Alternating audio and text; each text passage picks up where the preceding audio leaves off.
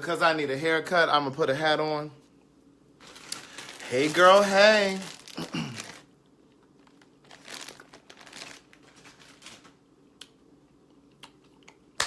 Hey, girl, hey.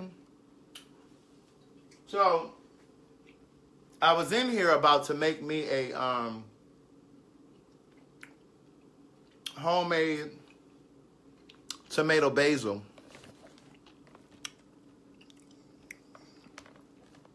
Tomato basil soup.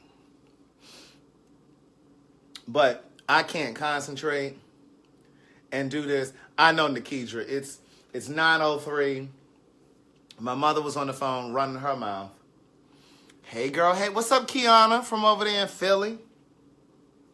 I think I'm going to move y'all on this side because I need to be over that way. But my mother was on the phone talking, running her jibs. And so before I knew it, it was time to come on. But hey, girl, hey. I am here. Cornelia, you know there's a decorum when you come in here. It's hey, girl, hey, not hey. Hey, girl, hey. That's right. It's hey, girl, hey. Oh, shit. I'm going to do it right in this pan right here. I'm about to make me a dish. You guys won't be able to see it because you're up a little high. But you will be able to hear me burning up in here. And I mean that figuratively. I had a few things that I wanted to talk about this evening. Hey, girl, hey. My mom is good. She's good. Thank you for asking, Barrett. I made some black beans last night. A black bean burger. It was pretty good. I still have some perfecting to do.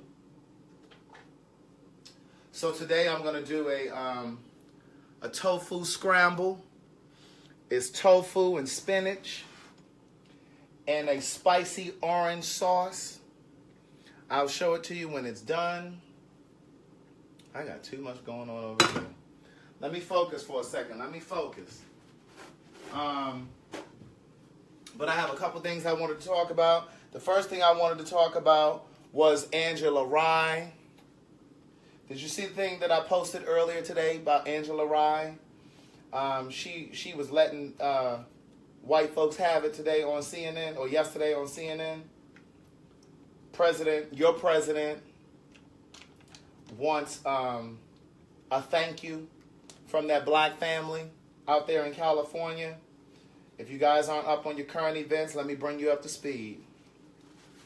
So there was some young guys who were over in China, and they got locked up. They got arrested.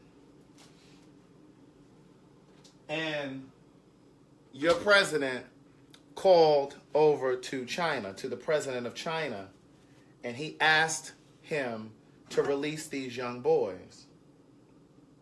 Right? That pan is hot. She ready to go. So they released these young boys. They came back to the States. And so your president feels like he should be given a thank you from the family. And so Angela Rye was letting them have it yesterday on CNN because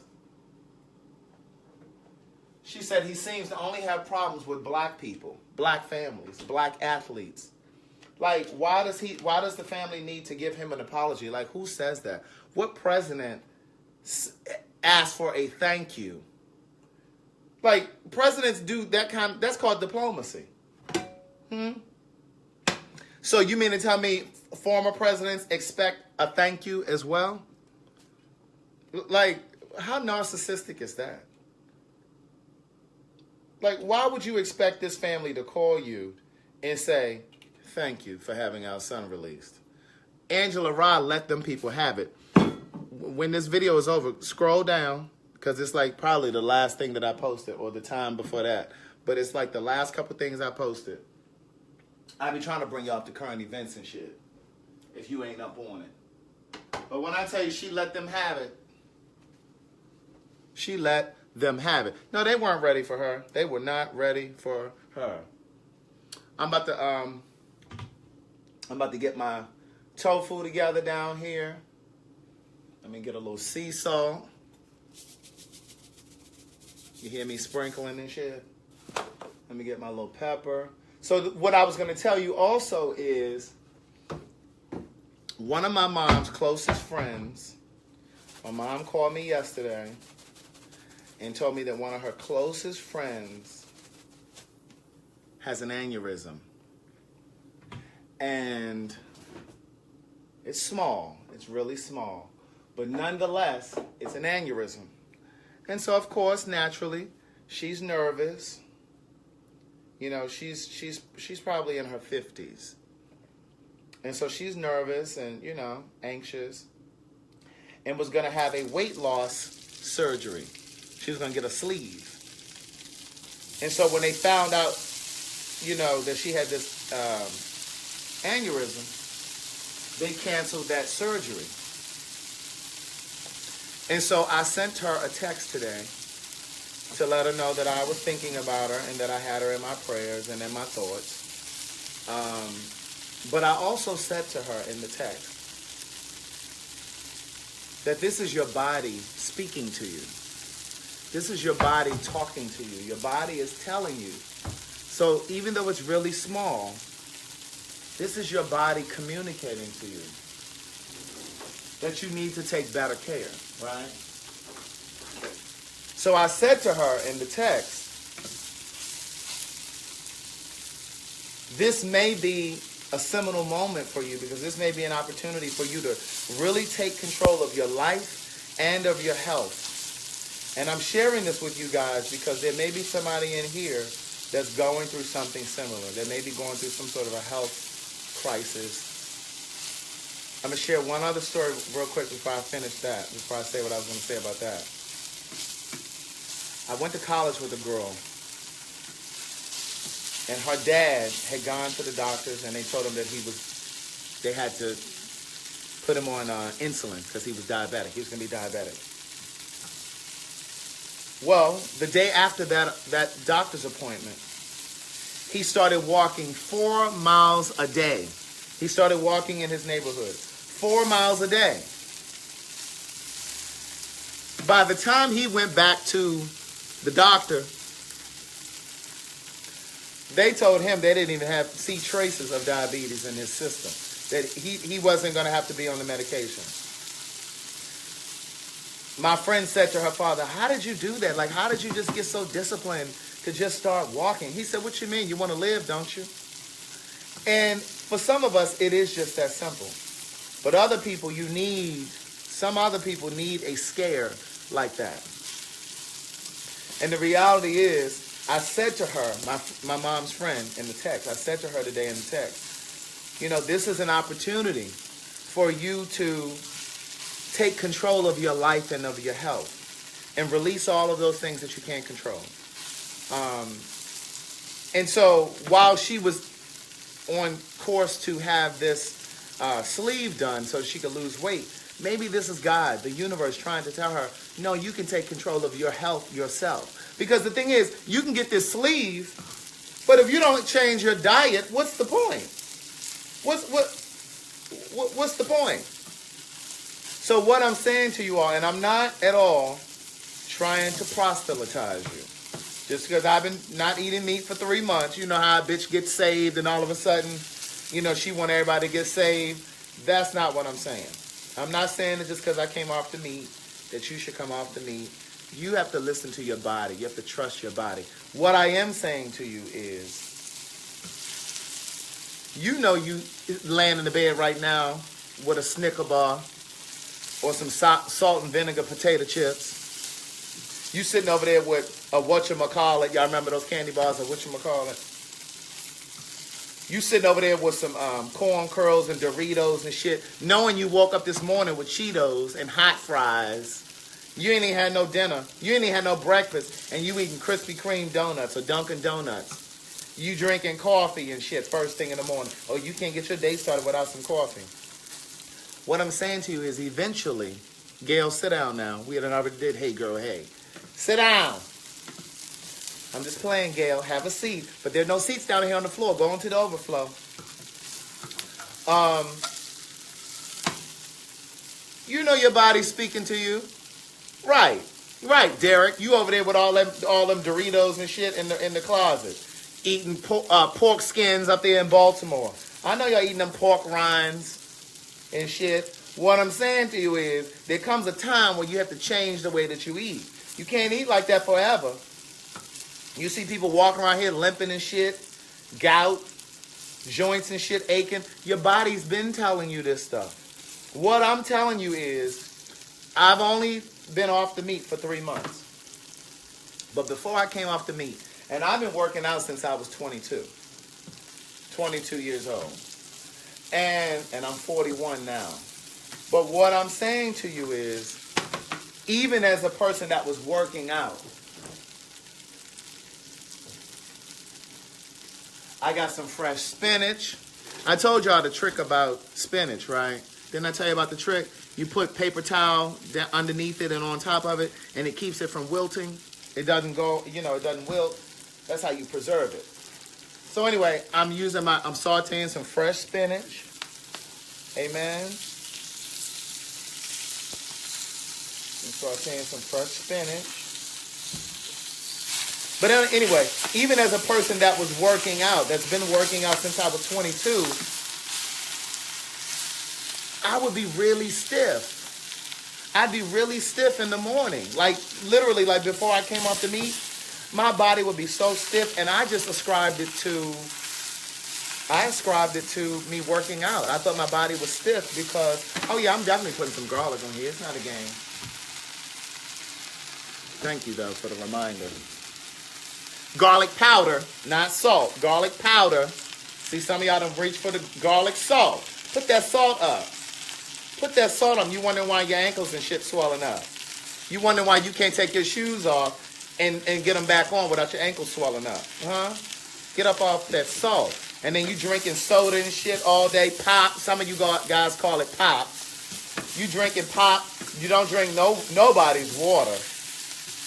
And them little things that you put in your water to flavor it, them little drop-ins, that shit ain't good for you either. Oh, I know. Y'all buy it from the dollar store. Y'all buy them little drop-ins from the dollar store. I know. Trust me, I know all them bad habits. What I'm telling you is my body used to be really stiff. And I would wake up in the morning, body so stiff, and I would say, okay, I'm going to have to start stretching in the morning. I really thought it was because I was working out. You know what I'm saying? I thought it was because I was just still stiff from my workout. Well, come to find out, I come up off that meat. My black ass just jump out the bed. I jump out the bed, I be ready to go. I don't have to stretch. My joints and shit aren't aching. Because see, chicken has a lot of causes. Chicken causes a lot of inflammation in your joints and shit. So if your shit aching and you don't know why, I'm telling you why. This is God speaking to you through me. I'm not saying I'm God. I'm saying I'm speaking to you. He's speaking to you through me. Now, you done already been to the doctor. They done already told you what you need to do. And you still eating hot fries. You still eating now laters and shit. You ain't had no vegetable in forever. Oh, wait, where's my sauce? Let me get my sauce. You know what I'm saying? Y'all eating Hershey bars,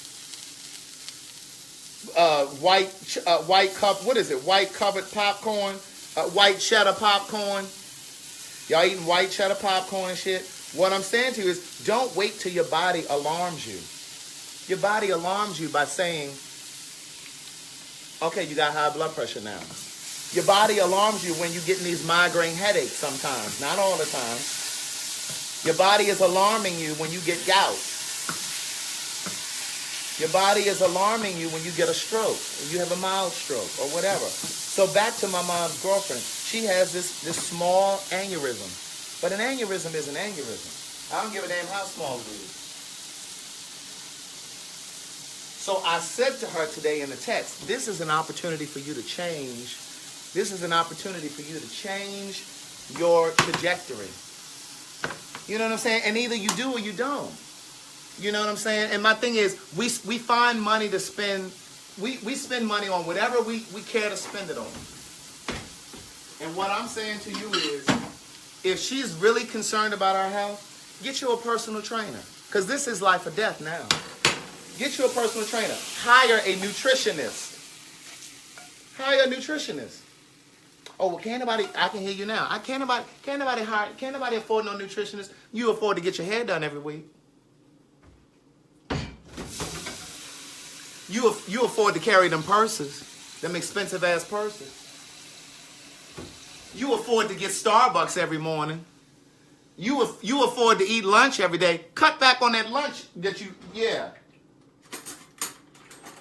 Cut back on that lunch. Stop buying lunch every day. That's what you do. You don't hear me? Y'all ain't picking up what I'm putting down. No, y'all picking up what I'm putting down. Y'all just don't want to hear it. My point is, don't wait till it's too late. But see, it's not too late for her. See, she still has an opportunity. She still has an opportunity. And so the question is, what do you want to, do you want to live or not? You either want to live or you don't. There is no, let me tell you, I stopped eating, I'm sorry, I'm trying to situate because I'm about to sit down and eat my healthy meal. I am, hold on, let me get something.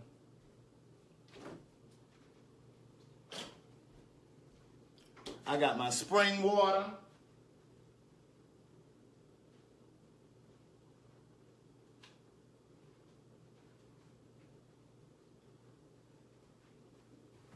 High blood pressure runs on my mom's side of the family. Ain't nothing like a nice bottle of spring water. And you better be careful with that purified water. Be careful with that purified water. I'm gonna say it again for the people in the back and up there in the overflow. Be careful with that purified water.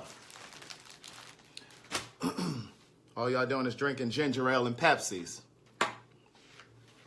Y'all better put that shit down.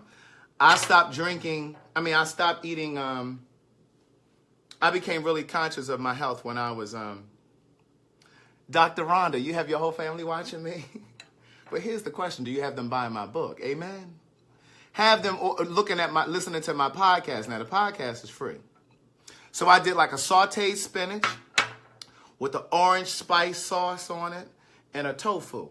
Now I just came from the gym, so this is straight protein.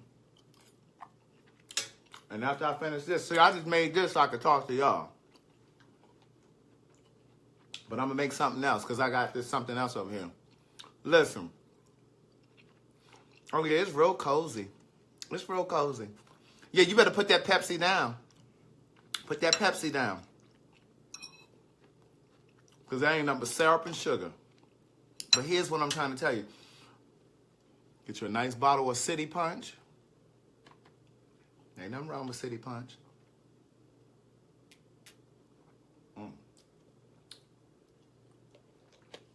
That was good. I realized that I think this is a firm tofu. I'll look at it in a second. I got to come up out this hood now. I done got hot.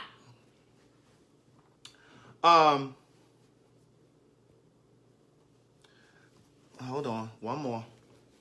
Yeah, put that soda and shit down, for real. And listen, try to stop drinking the coffee. Like, you drinking this coffee every morning. Ain't nothing wrong with ginger ale, but if you drinking the ginger ale that ain't nothing but syrup, then there's a problem. Now, there are certain ginger ales that are better for you. What's that one called? I think it's called Red Rock. Is it called Red Rock?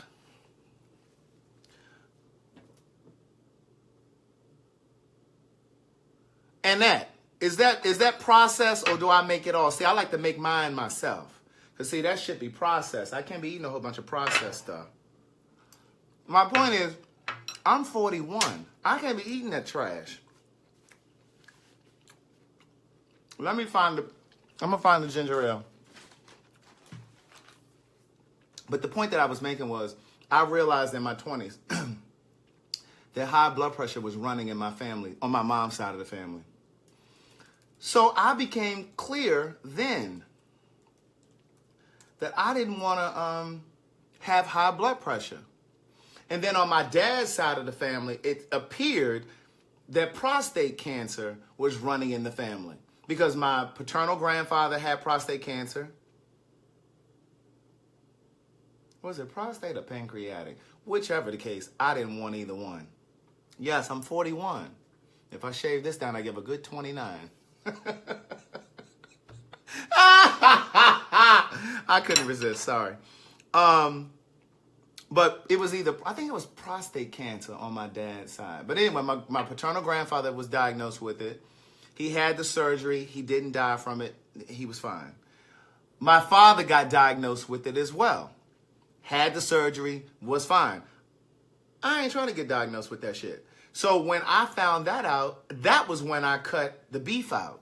Because beef is supposed to be a leading cause of prostate cancer. I used to do a colon cleanser years ago. I used to buy it from GNC. It was like a fiber. But that shit was too thick. Like you would stir, it was just too thick.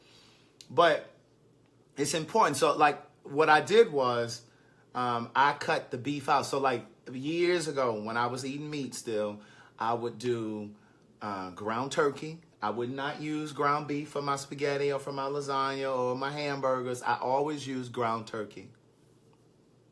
Good evening. Now have a seat, Aaron. Show him upstairs. He think he about to sit down. Now that empty seat is only there because somebody went to the restroom. He needs to go upstairs. Listen, I understand he's saying hello and everything, but he needs to take his polite ass upstairs. He's 25 minutes late. You know damn well ain't no empty seats down here. Anyway, back to what I was saying. Right, Aaron, sit down. Making me forget what I was saying. He just wanted y'all to see his new shoes, that's all. We see your new shoes. So I cut the beef out back years ago. And every blue moon I might have a steak, right? But I had cut the pork out because pork is high in sodium, right? So the only thing I was really eating was chicken. And turkey. I was eating chicken and turkey. Poultry, basically. He talking about I'm not used to being upstairs. Well, you going upstairs tonight. I don't care nothing about where he used to sit. And he better carry his spoiled ass upstairs. He need to get here on time.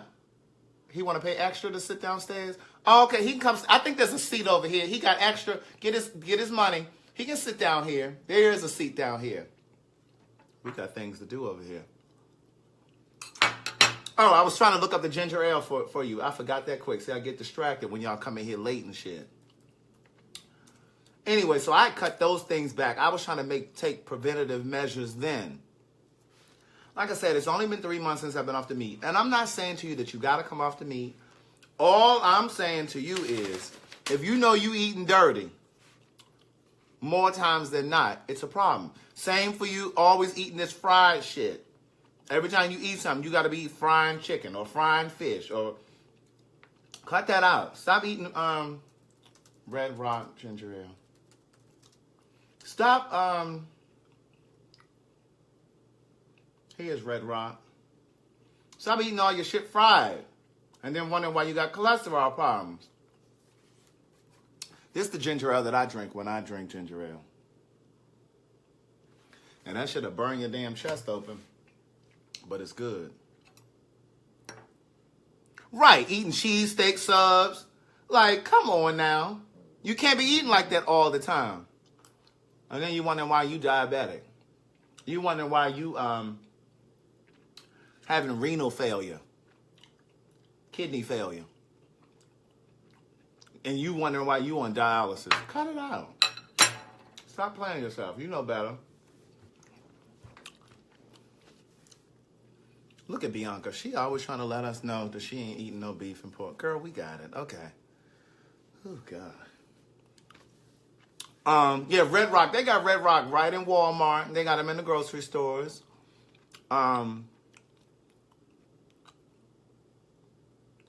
It's called Red Rock Golden Ginger Ale. And it's made with real ginger. So I'm just giving you this as an option, like if you love soda and you or pop, however you call it,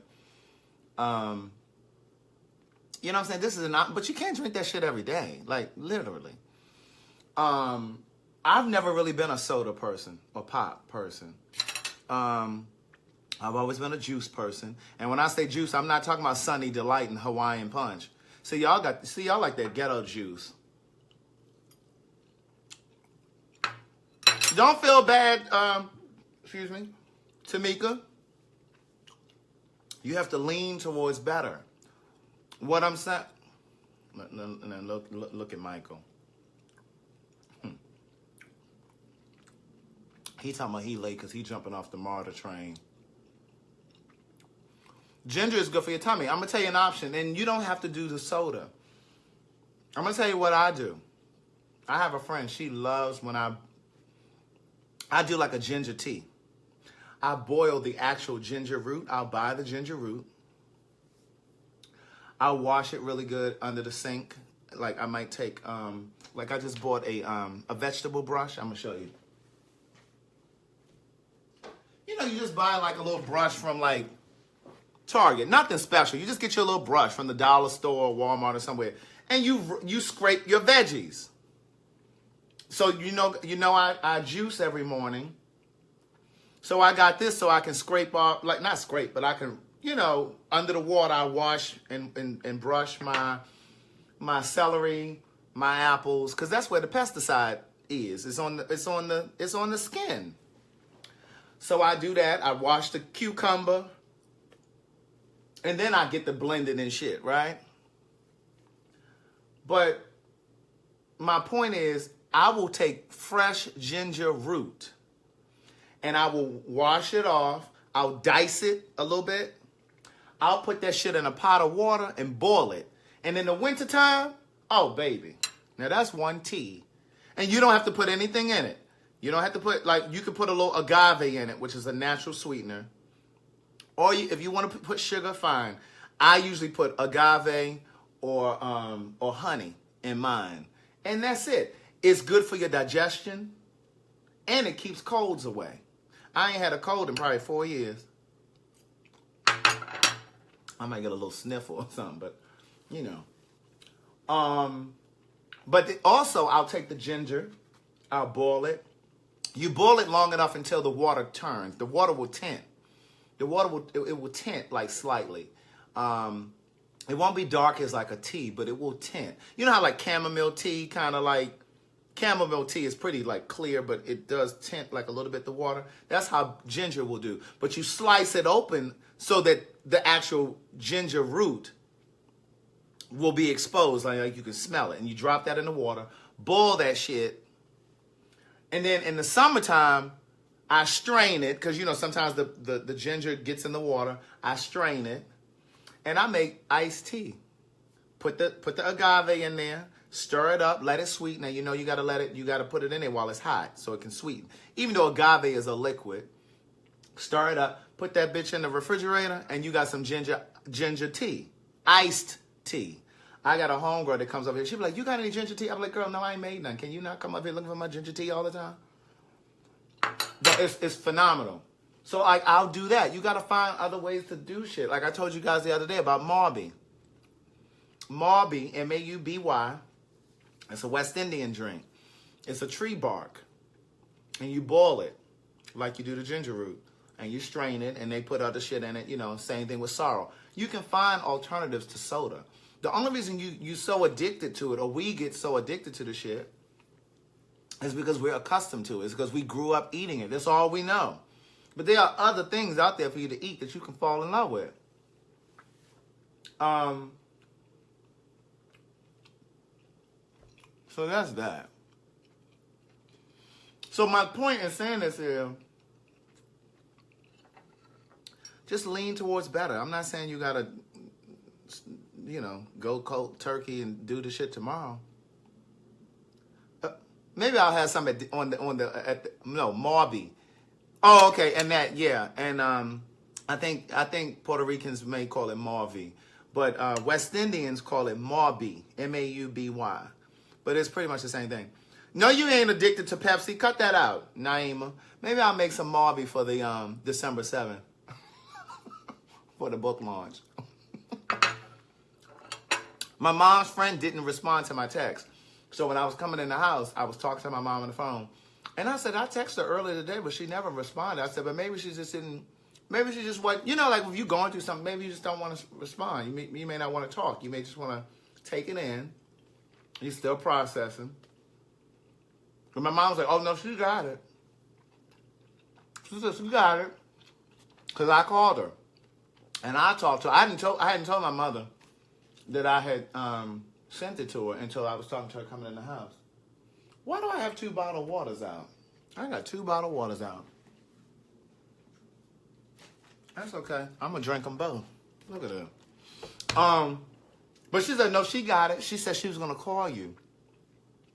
And thank you because she needs all of the prayers she can get.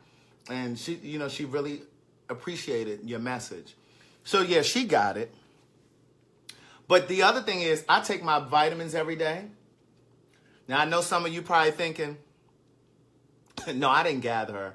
I would read you the text, I'm on my phone, so I can't read it to you. But I know some of you probably thinking, oh, I use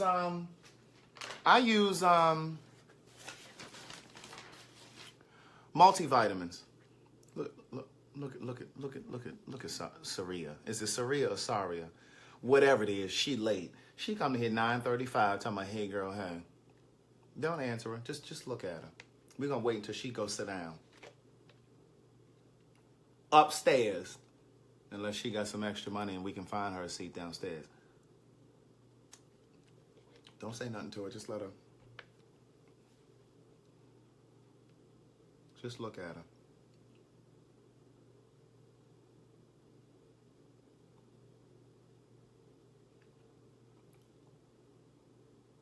She got the nerve to be waving high as she go past. If she don't go sit down,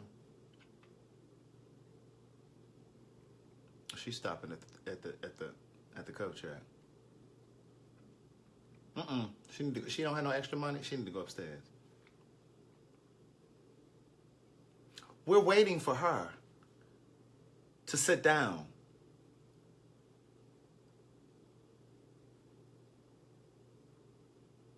And I'm going to write you up for letting her in here. Because I told you yesterday in the meeting not to let people come in. When they come in here after 9:20, the doors are locked. And she didn't have no money to pay extra to come in here. Excuse me, she's telling me she on a fixed income. I don't care nothing about her kids' basketball game. I'm just playing. What was I saying? I don't even know what I'm saying, so I get thrown off. I guess we're going to go ahead and end for the night because I don't even remember what I was saying. Multivitamins. See? Multivitamins. I keep forgetting. Okay, so I know some of you probably are thinking, well, I take a multivitamin. That's great, but it's better when you take the individual vitamins. So, like, it's better if you take an A. It's better if you take a B, a C, a D. Because when you do the multivitamins, you're not getting all of the variety. Because it's just a little bit of each. So, I take them individually. So, I do an A, a C. I do an A, a B12, a C, a D, 3. And I do an E. Speaking of an E vitamin, if you do the gel caps, you break that open, rinse your face off, put a little bit of that gel on your face. Ooh, now that's some good treatment for your skin. Now she's still apologizing. Saria or Saria, well, Miss Johnson, have a seat. She's still apologizing. Apologize with some offering. Make an offering. We got a building fund. Make a donation to the building fund. And Victoria, don't you worry about my EBT. She all talking about my EBT. My EBT been gone. Thanksgiving coming up in 2 days. So listen, I was thinking, do I really need to do it live on Thanksgiving? Because y'all can be with y'all family. Now, I'm not coming on here to talk to myself. So it'd be a really good idea if you get you some vitamins too. But individual, I prefer to use individual. So like I said, I do A, B, C, D, E, and I take them. Oh, and I do, where my vitamins? Oh, and I do this magnesium. I told y'all about the magnesium. I do the magnesium too because it helps with nerve support, muscle and heart function. So yeah, I use that. Okay, so Thanksgiving. Look at Tanika talking about Thanksgiving. So Darren says I can. So Barrett is saying I need to come on here Thanksgiving. Tanika saying I need to come Thanksgiving. Darren is saying no, go ahead and take the day off. I'm not coming on here, be on here live, and y'all not even sitting in here.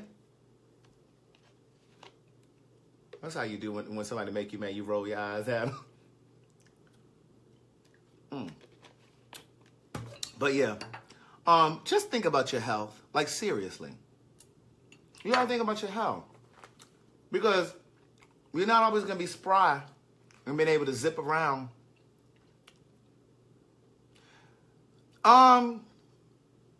Valerie, I didn't say I did a B12 shot. I said I did a B12 vitamin. I ain't getting no shot. Somebody always got to go left with the. That's how rumors get started. They should be walking around telling people that I get injections and shit. I ain't said nothing about no shot. Communication is our partner. Clarity is our friend. Valerie, was that Valerie that said that? Who was that said that about the beat? Yeah, Valerie. Hold on. We had a little technical difficulty. Hold the line.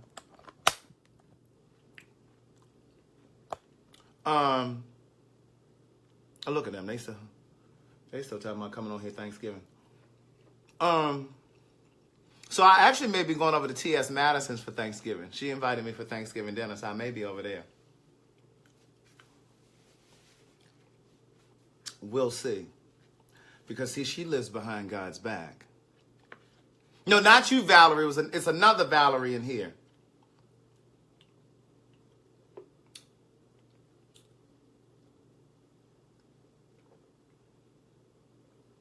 And it's so interesting because I had a conversation with my cousin the other day and I was telling him, well, he knows that I don't eat meat anymore.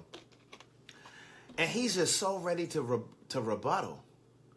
He's just like, well, and that you need energy, start going to work out. Do you work out? Start working out. Let me come back to that, Tanika. Let me come back to that because I had to let DT have it, him and Louise, the one that was doing code check yesterday. But my cousin was like, I just don't understand, like, what, you need the protein from the meat. That's not true. And I've said this before. Excuse me. I know Kaya's gonna be over there at T.S. Madison's, and I'm trying to decide if I want to go over there and be, because they eat grease and stuff. And see, I'm not trying to go over there and eat. I'm gonna have to pack a lunch. I'm gonna have to eat over there. You know what I'm saying? I'm gonna have to take my own shit. But anyway, my cousin was just like, well, listen, you need the meat, though, for the protein. No, you don't. Because the thing is, if you think about all these cancers that are popping up now, yes, you can get it from the plants. Valerie Taylor, that was you talking about a B12 shot. Y'all watch her. She's a liar. If she lies, she'll steal. Watch her. Don't let the offering plate go past her. Watch her. So, again, it's just really, we just get so accustomed to it. Like, we believe that we have to have this meat. Just like black folks believe in all that nonsense that they tell y'all in church. Some of that stuff is just nonsense. Some of that stuff ain't got nothing to do with God. I'm here to tell you. So, me, DT, and Tiffany, that's whose house we were at yesterday, we're supposed to do seafood tomorrow for Thanksgiving. I know, I was thinking about, let me come back to T.S. Madison in a second, because y'all still talking about that. So, we were supposed to have Thanksgiving tomorrow. I mean, not tomorrow, you know what I'm saying.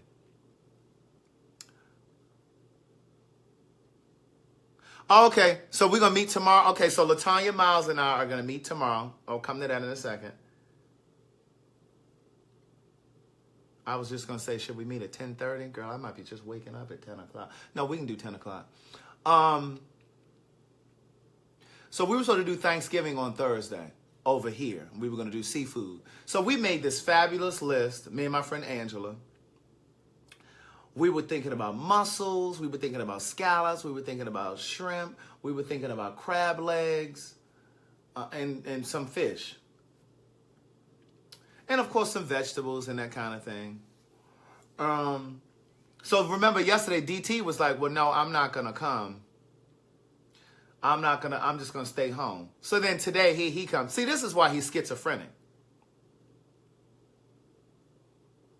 Tanya, we're going to meet tomorrow at 10 a.m. for breakfast. I'm going to bring them along for the meeting.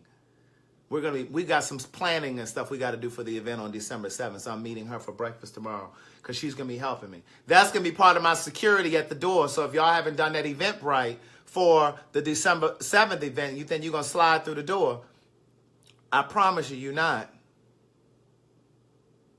So anyway, DT says yesterday, well, I don't really want to do Thanksgiving. I'm just going to stay home, da-da-da.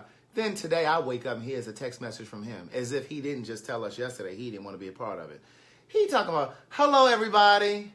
I just wanted to say that I'm interested in participating in the Friendsgiving. Friendsgiving, I think is what he called it. And I'm going to be doing fish, and I'm going to bring a bottle. Now, you know, I sent him one old nasty text message back. And I was just like, this is why he makes me sick. So Tiffany replies to the text and says, okay, well, let's have a conference call tonight. So I'm driving home from the gym. They didn't call while I was at the gym. I missed the call. I called them back on my drive home. So they got me on speakerphone. Got a little food down here. So Terrence is all, oh yeah, so I'm going to do 2 different types of fish. And I'm going to do a bottle. Here you go, Tiffany. Well, I was going to bring a crab cluster. Now, if you know anything about king crab legs or even snow crab legs, a cluster ain't nothing but a cluster with like 4 legs. Well, yeah, I was going to bring, she said I was going to bring a pound. I was going to bring a pound, and I was going to bring some corn. I said, girl, well, what you think you're going to do with that? Is that supposed to go around? Well, I was thinking that we could all bring our own clusters because they kind of expensive. So I was just thinking, I'm sitting there looking at the phone like, this bitch has lost her mind. Well, I was thinking, this is her talking. Well, I was thinking, and she's a teacher. Well, I was thinking that we could all bring our own cluster because they kind of expensive. So if we all bring our own cluster and, you know, we just do some corn and like you could do another side and, you know, everybody could bring a side. I said, bring a cluster. I said, what kind of bootleg ass, budget ass Thanksgiving are you talking about? I said, first of all, I'm going to want to eat more than one time.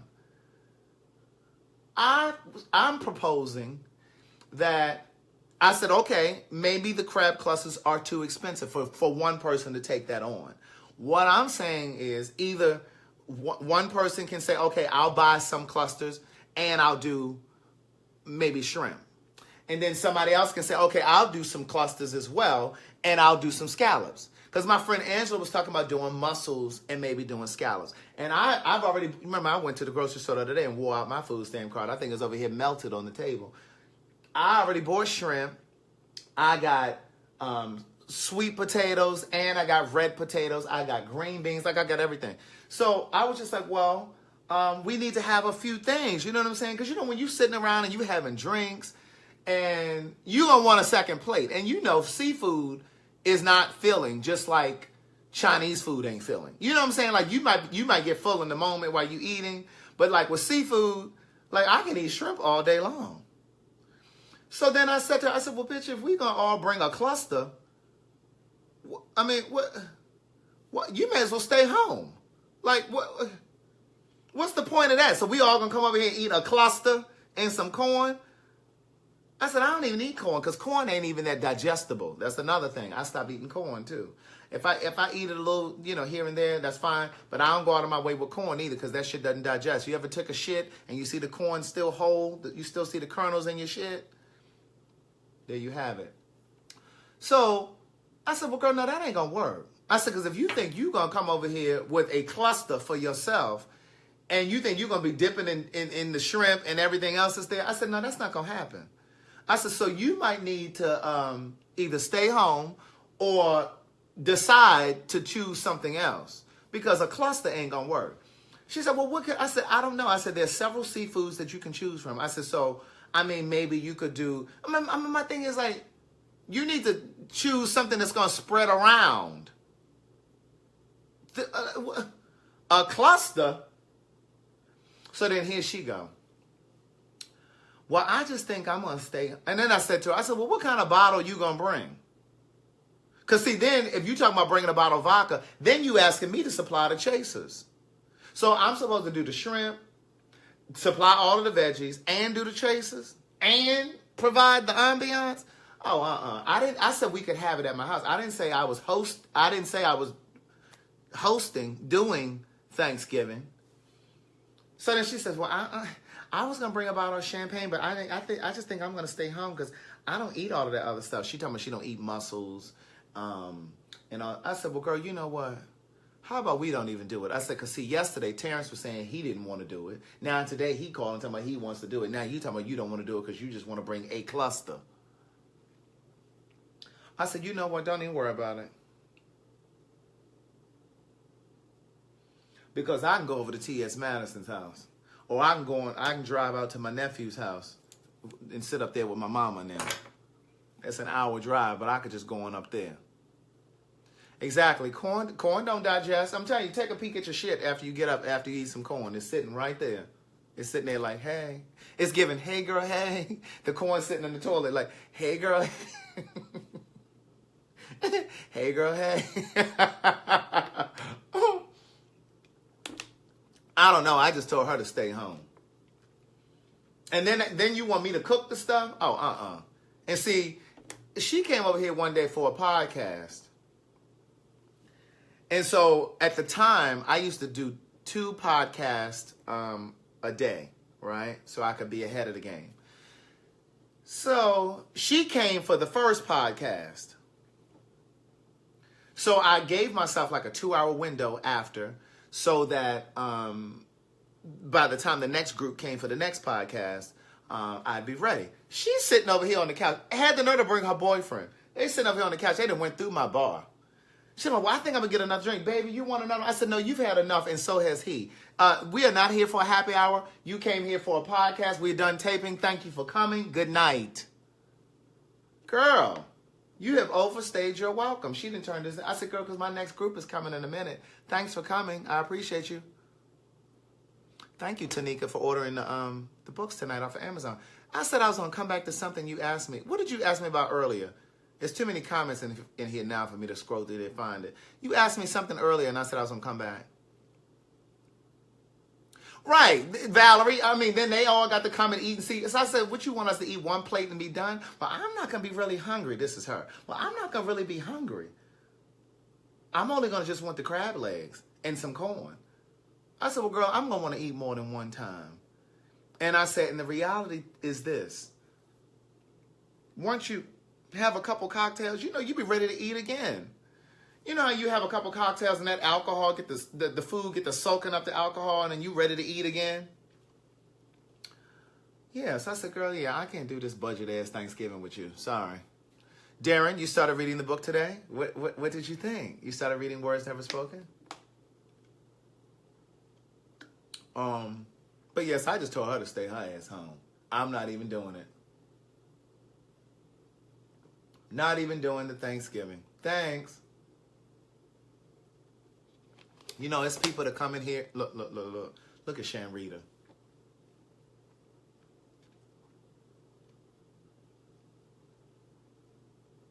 Hold on, Trina. Look at Shanrita.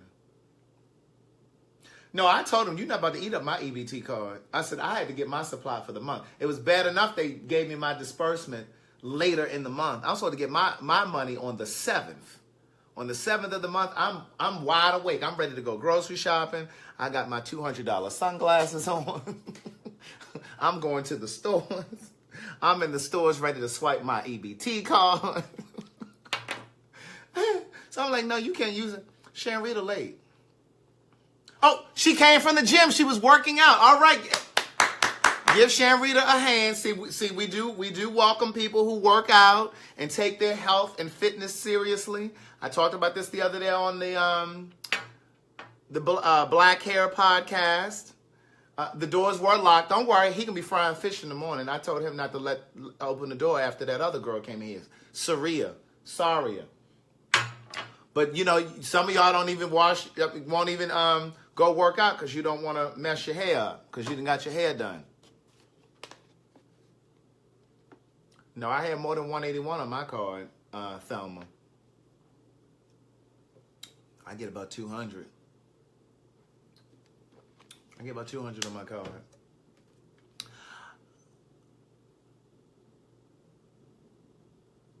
Look at Sharon Reed telling me she needs my stamps. Girl, I don't get enough to share now. I don't get enough food stamps to be sharing. I got enough for me and my family. I have enough for me and my household. You know, this veggies and shit that I'm buying, that shit is expensive. Well, no, the veggies aren't expensive, but it's the shit. It's the fixings. Well, it ain't even, no, it's not even really expensive. It's just that you eat more. And so you end up cooking more, right? Who was that talking about I'm late again? Here goes Shakika. She can't ever just come in here quietly. Then she gotta come in here with them loud ass dress shoes on. She don't have no sneakers in the car she can change into. God.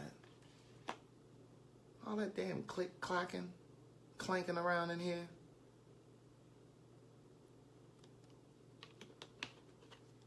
I'm grateful for my food stamps. Do you hear me? I was a wreck at the beginning of the month when my money didn't hit my card.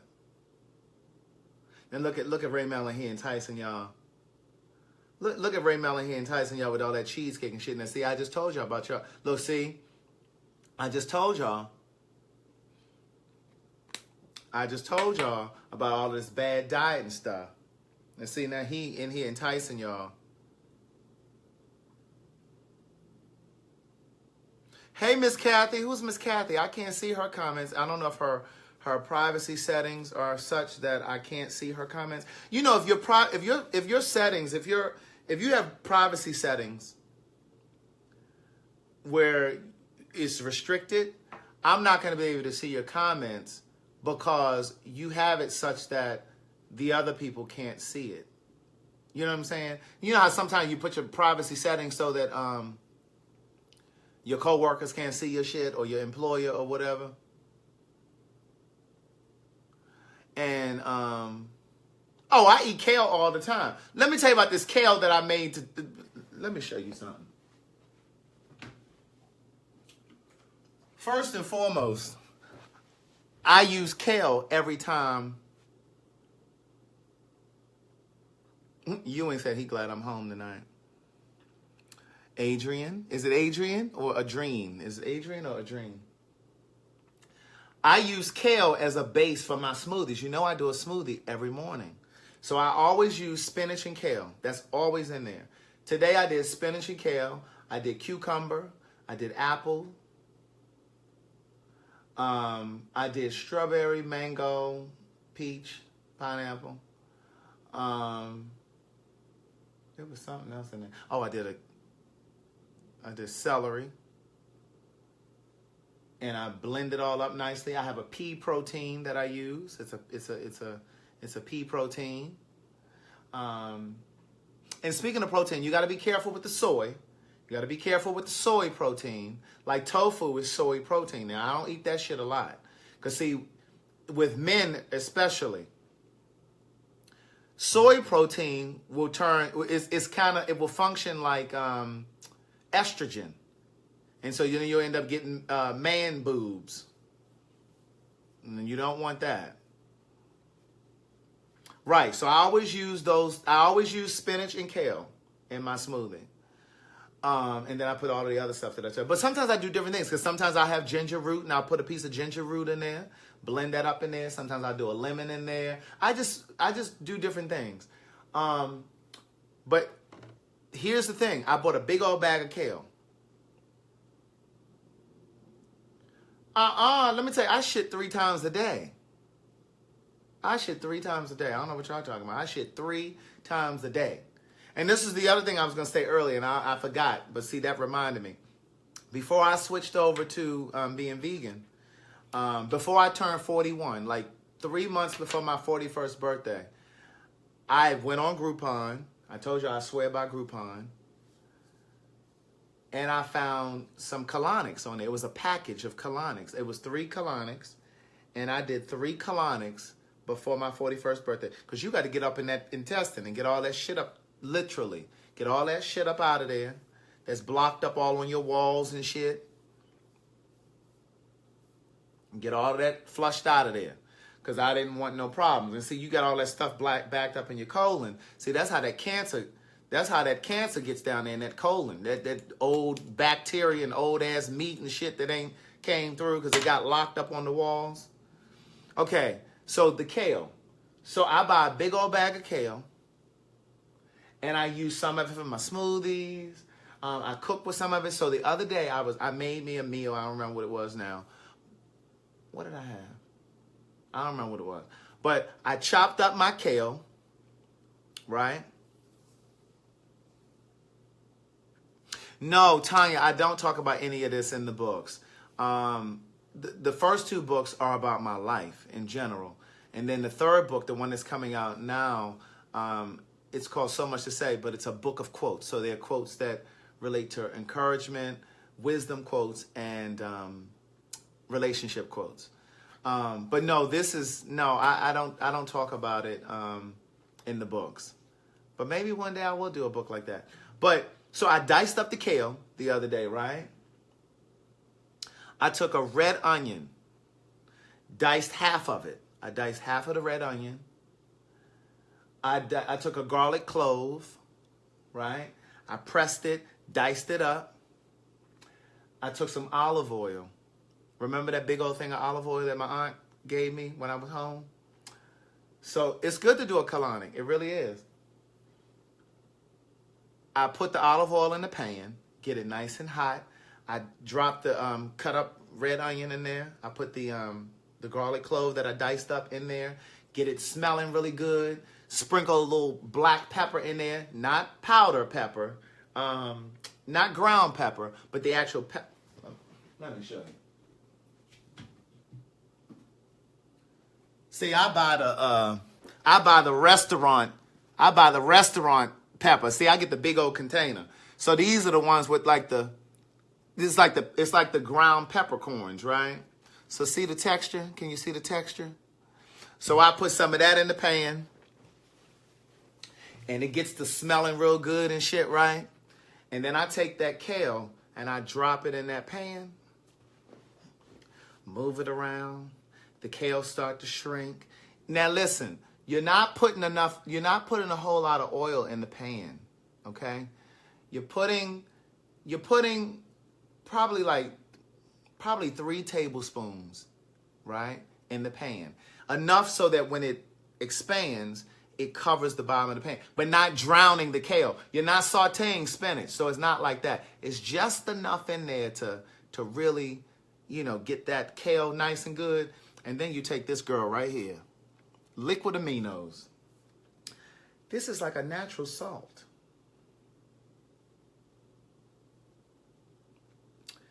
It has no preservatives, it's gluten-free, it's non-GMO. You take just a couple squirts. Now don't go drowning it. 1, 2, 3. And again, the fragrance is just going to waft through your house. You saute it some more and you take that girl out of the pan. When I tell you, right, all of my seasonings are this size. My Old Bay, my garlic powder. I don't use garlic salt. I use garlic powder. I have onion powder, All of my shit is big like this. And that's just a really good. So I do the sauteed kale. Good night, Raymel. I do the sauteed kale. I'll do spinach. Like, I just do, you know what I mean? I just like to do fresh shit like that. That's how I do mine. But you do what you want over at your house. Okay? You do what you want. But as for me and my household, what's Patisse? Is that a brand? What is that? Look at Tracy. Now, she's a whole... Tracy is a whole hour and 4 minutes late. Here you go, Crystal. It's by Bragg's, Liquid Aminos. But this is good on all your veggies. Now, this is good on all of your sauteed veggies.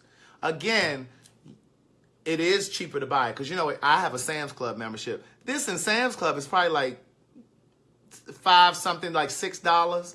Now, you know them little ass things in the grocery store be $3 and $4. So, like, this will last me forever. This is good on fish. Yes, like and that's the other thing. Like, I pan sear my fish. Oh, no worries, Tracy. But have a seat, okay? You need to sit upstairs because there are no seats upstairs. I know you wanted a day one, so you've been here since the beginning. But girl, it ain't no seats down here. Go ahead upstairs. But yeah, I pan sear my fish.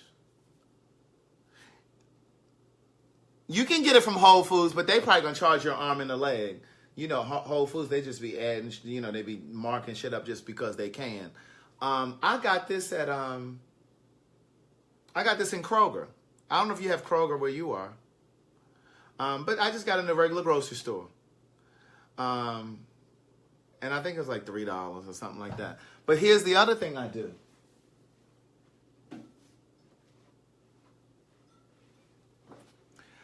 Bragg's apple cider vinegar. Now I do a shot of this. Yeah. They have it at Walmart too. Yes, they have it at Walmart. Yes, they do have it at Walmart. You're right. So I wouldn't even go on Whole Foods for that because they're gonna charge you just because. Now this right here, I just got back on this today. Okay.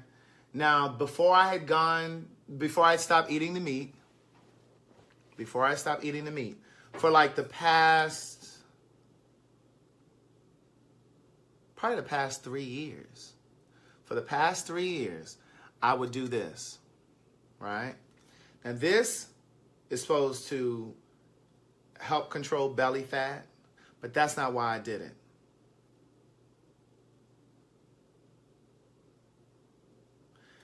I was taking this because it's a good way to cleanse your colon. Right? It's not going to send you to the bathroom like a Metamucil. It's not going to do that. It's, hey, Dale. You use this to wash your hair. Yeah, I've heard that. I heard it's good to wash your hair. I'm going to tell you how you do it. Yes, you can do a shot in the morning. You can do a shot. Now, it's really, really tart. So this is how I do it. I take 2 tablespoons. Yes, I did some today. Now, this is what you do before you eat anything. Before you eat anything, this is what you start with. So it's a detox. So it'll help you use your bathroom. It'll help you use the bathroom. Again, it's not going to send you to the bathroom right away. It's not like that. Yeah, it's really strong to try to drink it plain. That's how I did it today because I didn't have everything else that I usually do with it. But this is what I do. I take 2 tablespoons. I take a half a bottle of water. So about 8 ounces of water. You don't have to use bottled water.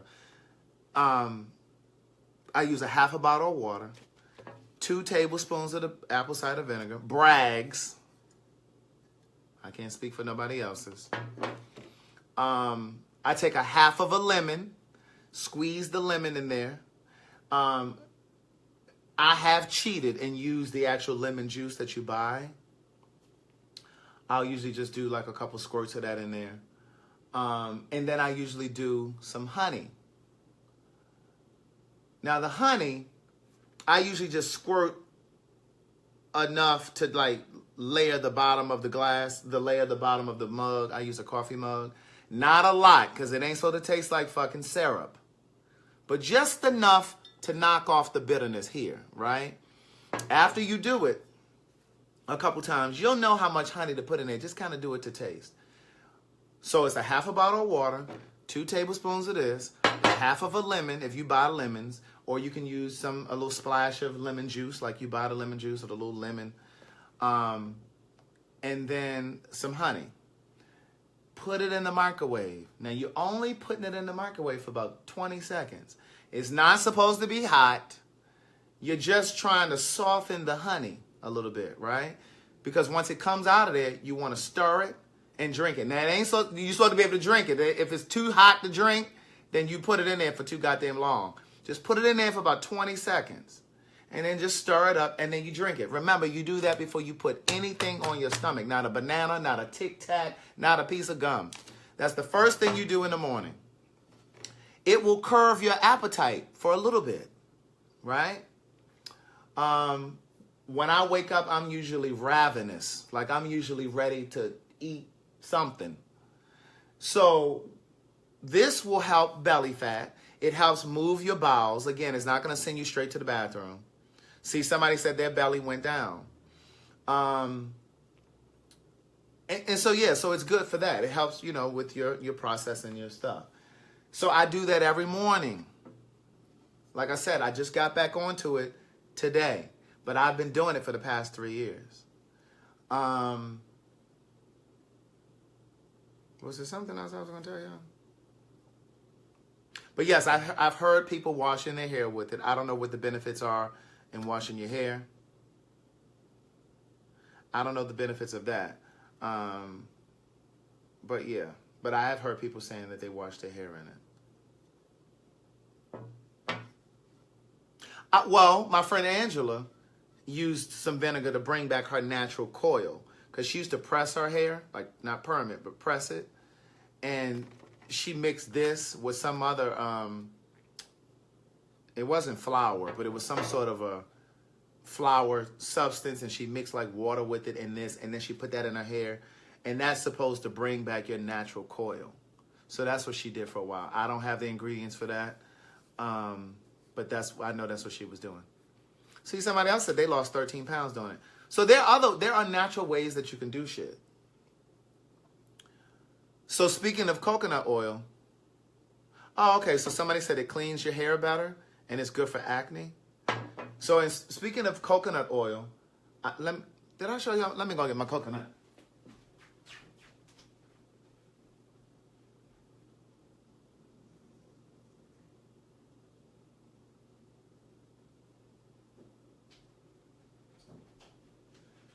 So I started doing what they call an oil pull, where you gargle with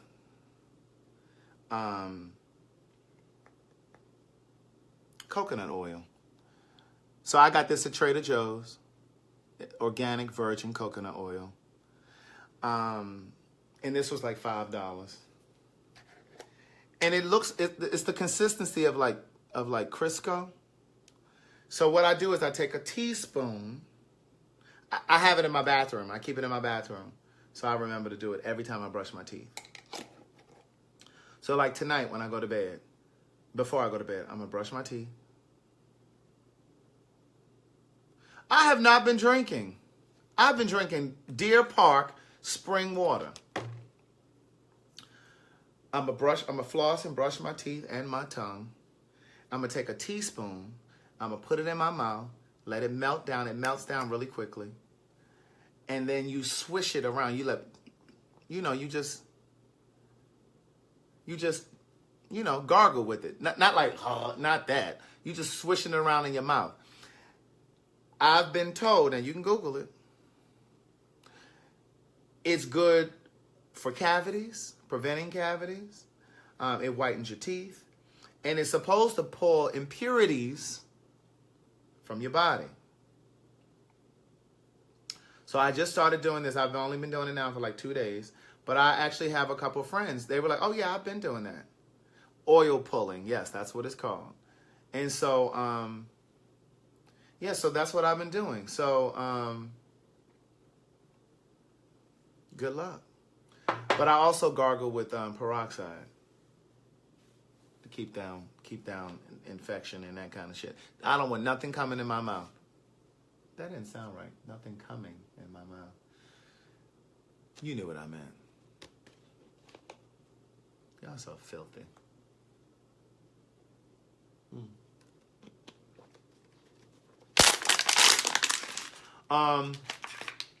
I think I'm all talked out for the evening. It's 10:15. I've done my hour and change. I've shared a few things with you. It was all related to health and taking care of yourself, all because of my mom's good friend. Say a prayer for her tonight, please, if you remember, if you think about it. I'm pretty certain she'll be fine. But, you know, it's just important to... Yes, Tracy, you told me you had a dream about brushing your teeth because I say this every night. That's a good thing, though. I'm glad that you guys think about it. Charles called me. Kwamina called me at like 4 o'clock this morning on FaceTime. Now, you know I was dead to the world. I saw it when I woke up this morning. And I'm like, what the hell was he... What did she call me for? I mean, what did he call me for? Cornelia, she has a small aneurysm. And she has a small aneurysm. And so she was a little, you know, a little nervous, like anybody would be. They're telling her that they think she'll be fine. And they're telling her to watch her diet, stay away from salty foods. And the same shit that I'm sitting here telling you. So it's like, don't get to that point where a doctor has to tell you that. That's what I'm saying. Of course, enjoy your life. Eat great things. Enjoy food. You know, I've enjoyed food for the first 41 years of my life. And so I've just decided, I don't know if I'm going to go 41 years not eating meat. I don't know that. All I know is right now, I feel amazing not eating the meat. And again, if you're not going to eat meat, really, really do your research because you really have to eat food that has protein in it. Kale is a superfood, so you're good with eating kale. But I eat a lot of beans to make up for it. I eat a lot of almonds and, you know, shit like that. Like you gotta have something to supplement. But so you can't just be going around thinking you're gonna eat green beans and corn. So you can't do that. But what I'm saying to you is I feel amazing from it. But I've eaten meat. I've enjoyed meat for the first 41 years of my life. I'm good with meat, at least for now. So again, I'm not saying don't ever eat fried food because, you know, I fucked that catfish up, that fried I don't eat eggs anymore. I don't eat eggs. I used to eat Greek yogurt. I don't eat that because it's high in protein. I don't eat that anymore. I've been stopped drinking milk. But when I was drinking milk, I was drinking 2%. But I've been stopped drinking that. And now it's just kind of an adventure for me. It's just like an adventure. Like I'm just trying to find plant-based meals that I really, really enjoy. So I'm in here cooking and experimenting. And so when I get off of here, I'm going to go over here and make my... I'm going to make a homemade tomato basil soup. I'm going to do that. And then I got a whole bunch of different little recipes. You know what I'm saying? So I'm going to try that tonight. So, you know, I just find different things that I really like. So so it's interesting and exciting for me right now. But I'm just on a quest to find things that are really, really good. Like I've almost perfected that spicy kale wrap. You know, that kale wrap that I be eating on here. Annette, I think you said, I think from your name, I think you're Latina. Well, here's the reality. I see you said you're lactose, no dairy. Here's the reality. 80% of black people are lactose intolerant. And I think it's like 70%. I can't remember the number for Hispanic people, but I think like 70-some% of Asian people are lactose intolerant. Most people are. We ain't supposed to be drinking that shit. You know, so really for me, this is just about me trying to reprogram myself from the things, you know what I'm saying? Like your parents taught you that, taught us that, you know, how to eating all that processed ass meat. Like y'all going to the lunch meat counter and getting them slicing off that boar's head. That shit is processed. It's processed. All of it is processed. And so my point is, the majority of most people, the majority of humanity is lactose intolerant. You know what I'm saying? So, I mean, I'm just on this little adventure now. I don't feel like I'm missing anything. Because, I didn't deprive myself of anything. I've enjoyed meat. I've enjoyed fried lobster tail. I've lived. I used to fuck up the ribs over at Houston's restaurant. I don't know if y'all got Houston's wherever you are, but I used to fuck up them slow cooked ribs. But I mean, you know, listen, I've had my time. I've had my day in the sun. And so, you know, I'm okay without it. Yeah, it gets boring after a while, you know, but, you know, it is what it is. Listen, let me tell you something. Not only are there things, first of all, there's blood in the milk, and they have to pasteurize it to get that shit out of there. Okay? And when you're talking about these meats and things, sometimes those animals have cysts. You know how sometimes people will get a cyst or a boil? Well, they get it too. And they ain't cutting that shit out of there. They ain't cutting it off. They butchering these animals, and that shit gets cut up, and it goes right, the pus and everything goes in the package of the meat right with y'all.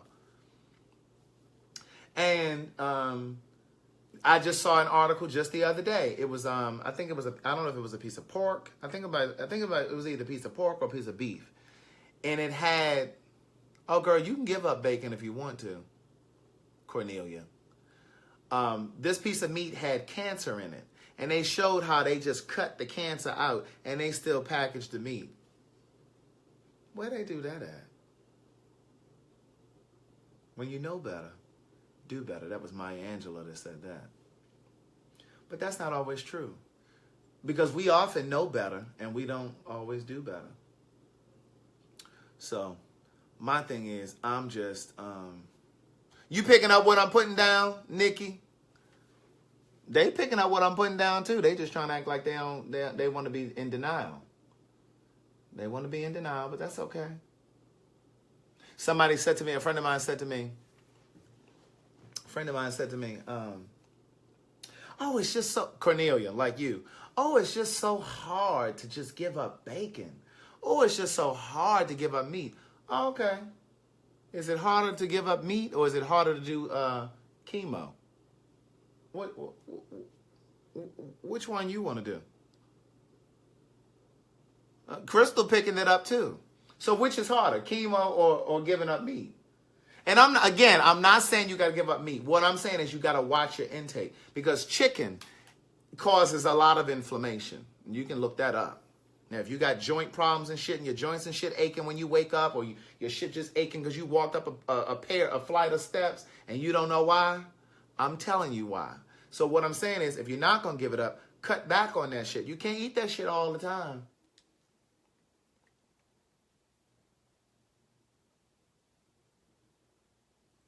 Yeah, they slaughter them animals. They ain't checking for no disease and stuff. They slaughtering the animal.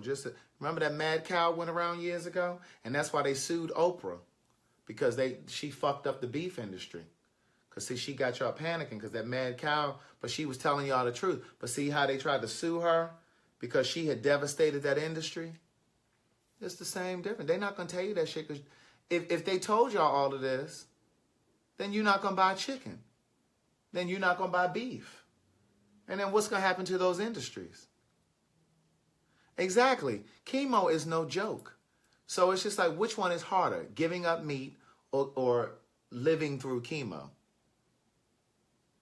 You know what I'm saying? So you got to be careful. You just got to be careful. And again, I'm not trying to proselytize you because I ate meat for 41 years and enjoyed it. But what I'm saying is once I started to really pay attention and started watching these documentaries, because I didn't just watch What the Health. I watched another one. There was another one that I watched too. It's on Netflix. I can't think of what it's called.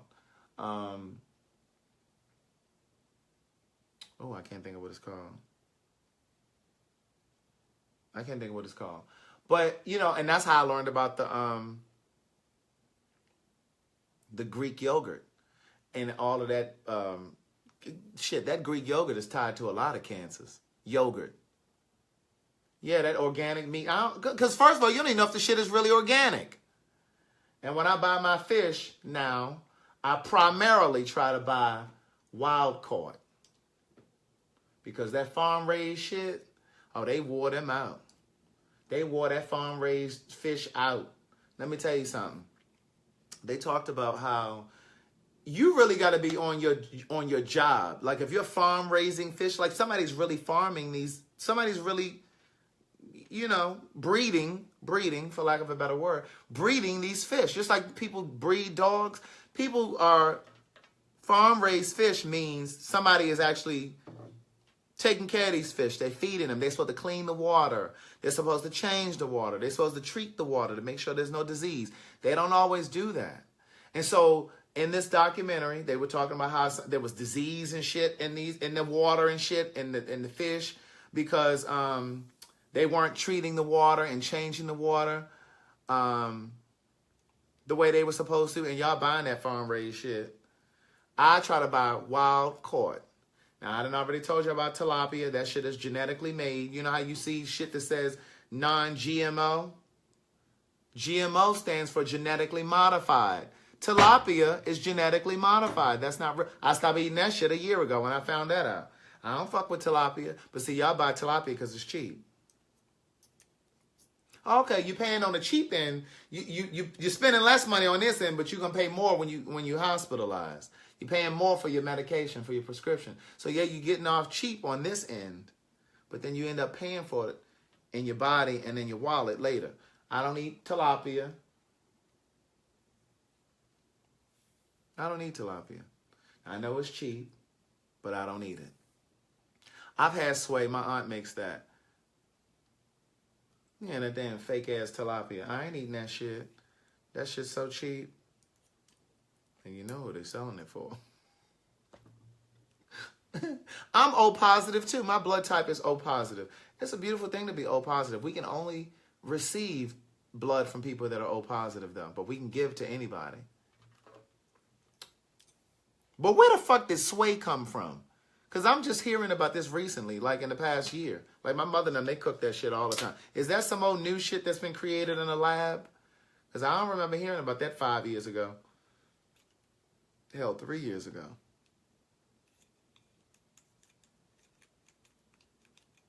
DT buys that tilapia. Yeah, y'all saw him buying that mess that day. It was $2 for a bag of fish. $2 for a bag of tilapia. $2 for a bag? $2 didn't even cover the cost of the fishermen going out there to get it. That's how you know that shit is fake.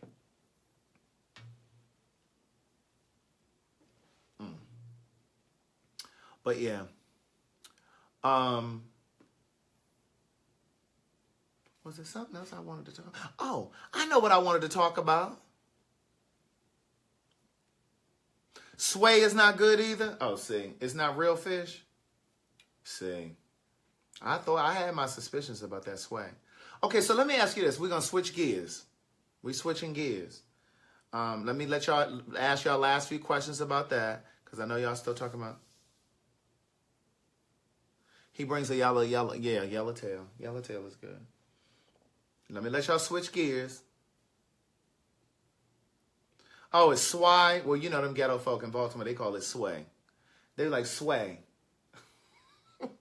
Well, wait a minute. How does Sway spell his name? Sway in the morning on the radio. Doesn't he spell his S-W-A-I? Let me see. No, he spells it S-W-A-Y, doesn't he? Sway. Oh, yeah. He spells it S-W-A-Y. Okay, can we move to the next subject? I gotta get up and make the rest of my food. I'm hungry. That little spinach and tofu ain't did shit for me. It knocked the hunger off, but now I'm getting hungry again. Y'all ready for the next topic? Can we move on to the next topic? I got a couple more minutes. It's at 10:30. We're at 10:30. What's buffalo fish? I ain't never heard of no buffalo fish. See, listen. I ain't never heard of no buffalo fish. Okay. So you know how all of these people, all of these men, Charlie Rose, Kevin Spacey, Weinstein. I don't know if I can really put Bill Cosby in that category because, I mean, he was actually drugging people. Drugging women. Who else? Dustin Hoffman. You know how all these men have been called to the carpet lately about all of this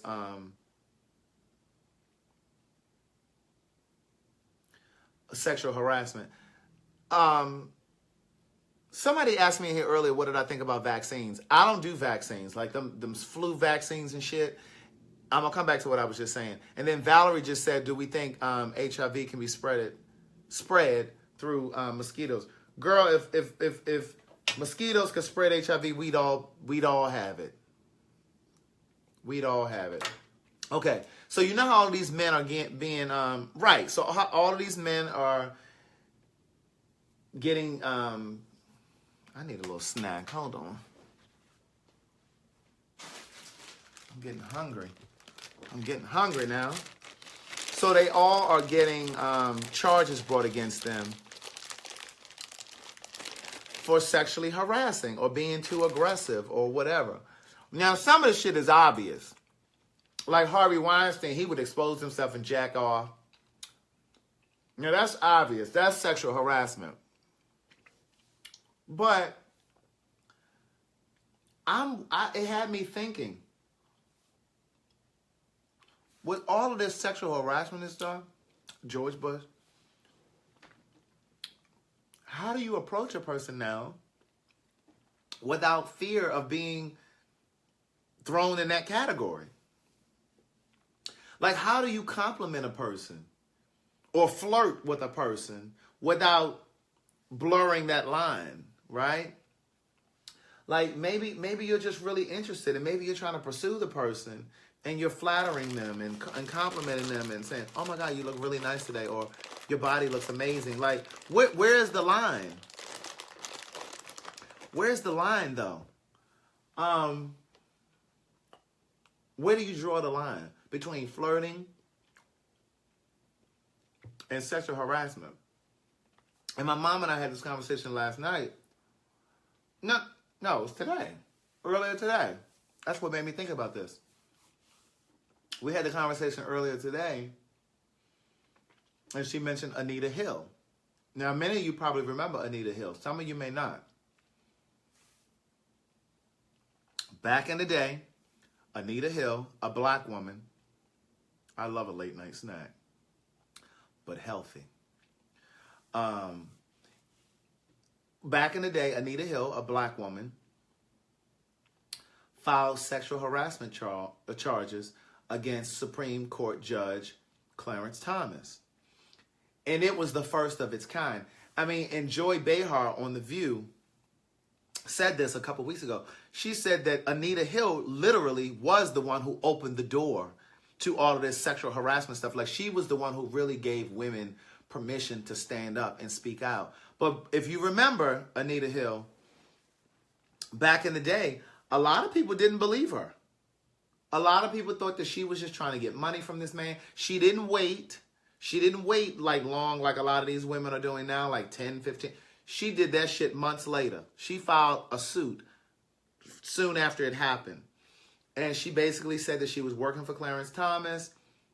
He was saying and doing inappropriate things. He was groping himself, and just all this stuff.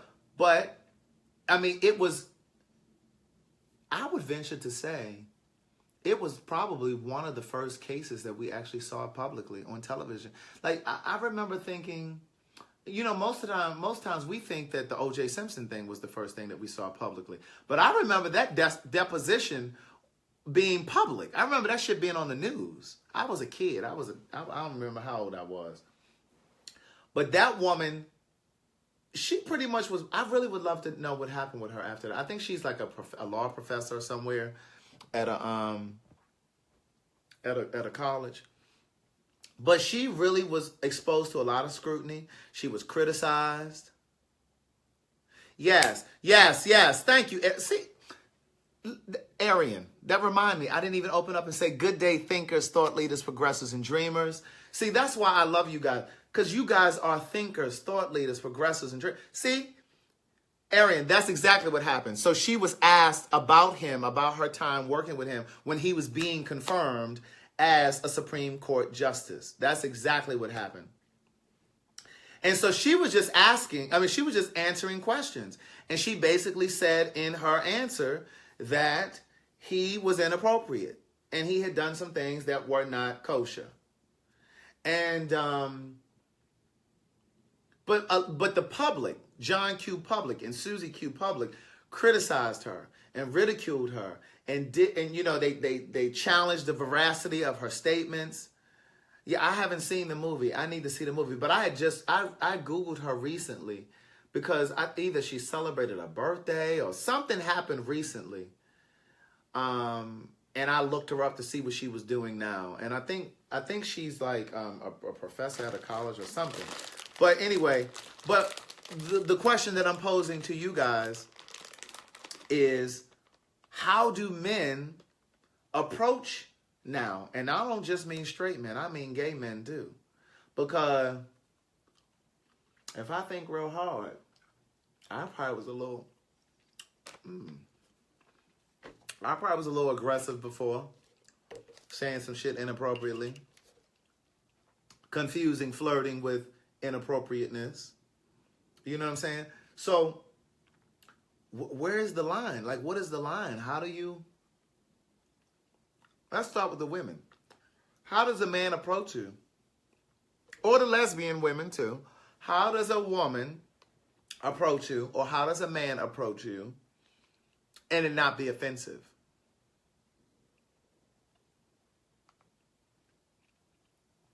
Cornelia said, don't be touching on me when you approach me.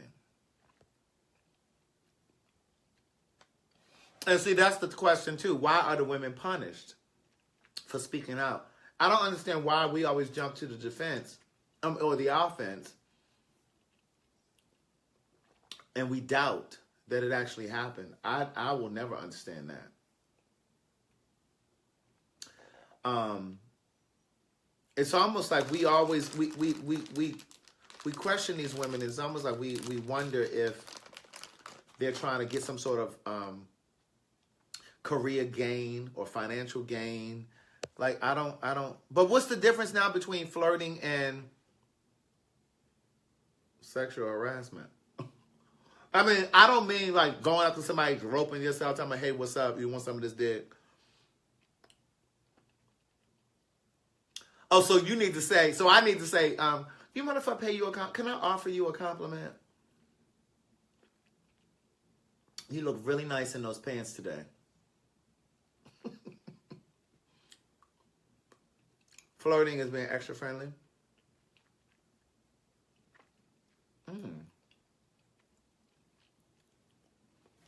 But maybe the women took so long to speak up because they know they're going to be attacked. They know they're going to be persecuted. So I understand that to a degree. And sometimes it takes a tribe of women to speak up to give another woman courage. So like in the case of like the Bill Cosby thing, I'm going to tell you, when the first woman came out, I was like, oh, that bitch probably lying. But baby, when they got, oh, so it's crossing the line if I say, oh, you look really good in those pants.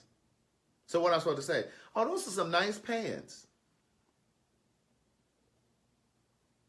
That's what I'm supposed to say?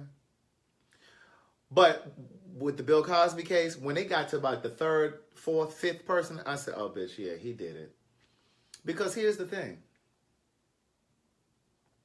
And I've said this to you guys before. A friend of mine said to me years ago, he said, two people who don't know each other can't tell the same lie. That's why when the whole Eddie Long thing happened, remember when all those little boys, it was like 7 of those little boys.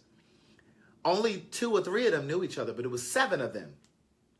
So the other ones didn't know each other, but their stories were very much similar. Eddie Long, for those of you guys who may not know, he was a pastor of a mega church. here in Atlanta. He just passed away earlier this year or last year. But he was politicking before he died. He used to always talk about the gays, talk about the gays were going to hell. And he would be out here picketing and marching with Bernice King, Martin Luther King's daughter, who the streets also say she's a lesbian.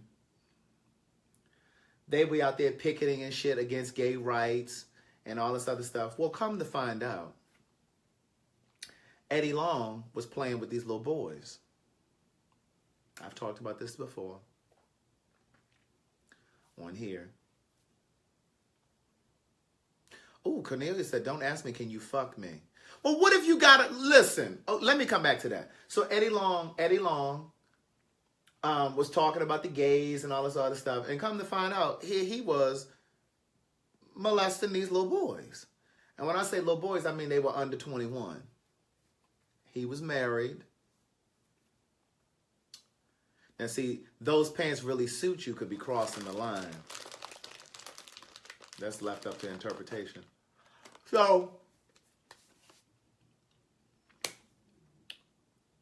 several of those boys had the similar stories. They had similar stories. And a friend of mine said to me, two people who don't know each other cannot tell the same lie. I knew that those boys were telling the truth. First of all, I had gotten word through the grapevine back in 2002 that Eddie Long enjoyed the company of a man. So I already knew that. But when I heard that, I said, oh yeah, he did it.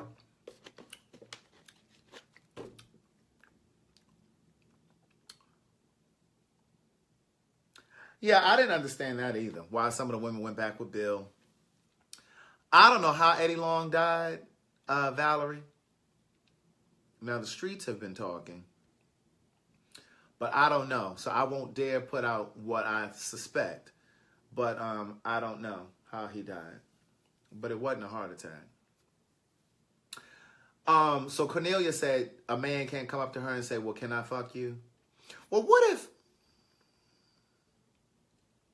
Oh, Ashley, you're really reading fast, quickly. The Other Side. I remember that chapter. But like sometimes, when you have a rapport with a person, look at Randall, his mess. He's talking about what I heard was cancer. That's what they call it sometimes. I think y'all picking up what I'm putting down. But what happens when you have somewhat of a rapport with a person? Y'all haven't had sex yet, but y'all have a rapport. And maybe, you may, it might be a little innocent flirt here and there. And, I like a greasy text. I told y'all before, I love a greasy text. I love a nasty text. So I can't say something real filthy in my text message to you? After a while, I don't mean day one. Now, if it's somebody that's working for me, now I'm just not going to cross that line. I'm just not going to cross that line. But I like old nasty text. I like old filthy text. The things I say in a text. I can't even share with y'all some of the stuff I say in the text. Just nasty. But I mean, at what point can you... Yeah, I like a greasy text. Listen. Oh, nasty text. I have a very fertile imagination. So, I had a woman come up to me. Ashley, keep reading. You ain't at this part yet. I had a woman come up to me and she said, baby, she came and whispered in my ear because it was some people around me or around us. And she came up to me, she said, listen, I don't know if you intended for this to be, but as a straight woman, you had my panties wet when I was reading those sex scenes in the book. So you can imagine how greasy my text be. You know what I'm saying? I like old nasty text. And a filthy picture. Now, one thing you're not going to get, though, is a picture of me naked. Now, I might give you a little chest, Something like that. But you ain't about to get no.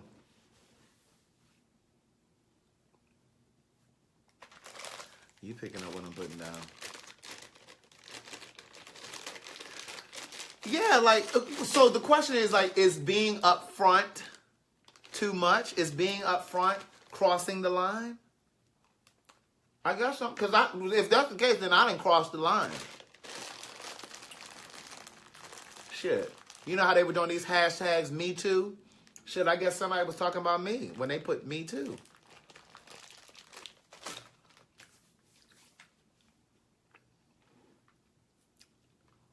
I mean, all I need is a headline. Gay author.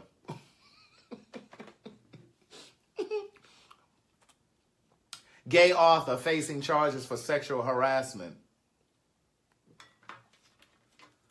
Oh, God, you can't do nothing. So my thing is, then you become really complacent. And then y'all be sitting around talking about, well, why hasn't he texted me yet? Why hasn't he called me? Well, girl, I don't want you to, listen, I don't want you to mix, I don't want you to confuse this. So then the question becomes, do women now have to take the lead? In straight relationships. Valerie, both of the books are greasy. Here, in the first book, it gets real greasy around that chapter that Ashley says she's in, The Other Side. That chapter called The Other Side. That let me share something with you. Because people ask me all the time. They always want to ask like certain questions about the book. Why I name certain chapters, certain things. Every chapter has a specific name, and there's a reason behind every chapter. It was very thoughtful, even in terms of, how I name certain characters. Each character's name really meant something. Like it really, So, thank you, Adrian. Is it Adrian or Adrien? Look at Carolyn. She talking about she crossed with her supervisor. She crossed the line with her supervisor. Girl, we got to set up a GoFundMe for her because then she can be trying to pay her bills next month because she done got fired because she done there talking greasy to her supervisor. Girl, there's a line of decorum. There is a line of decorum. And she's sitting here telling us that she didn't cross the line of decorum. Yes, that Nina was something else. That's a character in the book. Okay, so The Other Side, the chapter that Ashley says she's on, is called The Other Side. The meaning is a double entendre. Okay, Adrian. Okay, gotcha. The chapter is called The Other Side because there used to be a club here in Atlanta called The Other Side. And that's where I met this character, Pharaoh. I don't know if you've come across Pharaoh yet, Ashley. Pharaoh is the very first guy that I ever dated. Oh, Darren, you just got to that chapter too? Okay. So Pharaoh is the first guy that I ever dated. Now, the book opens with me talking about Salim. Salim was the first guy I fell in love with, but he was not the first guy that I dated. The first guy that I dated was Pharaoh. You're about to get introduced to him in that chapter, The Other Side. I met him at this club called The Other Side. I still see him to this day from time to time, and he be sweating your boy. And it's given, no, not interested.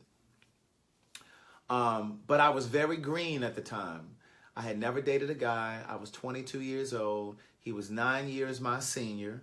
He had dated men before. He had lived with guys before. He had experienced heartbreaks before. So he had years up on me. You're going to understand this as you keep reading. I'm not going to tell you everything because I know you're in that chapter. But he had years over me. And so he was trying to move me at a pace that I wasn't willing to move at.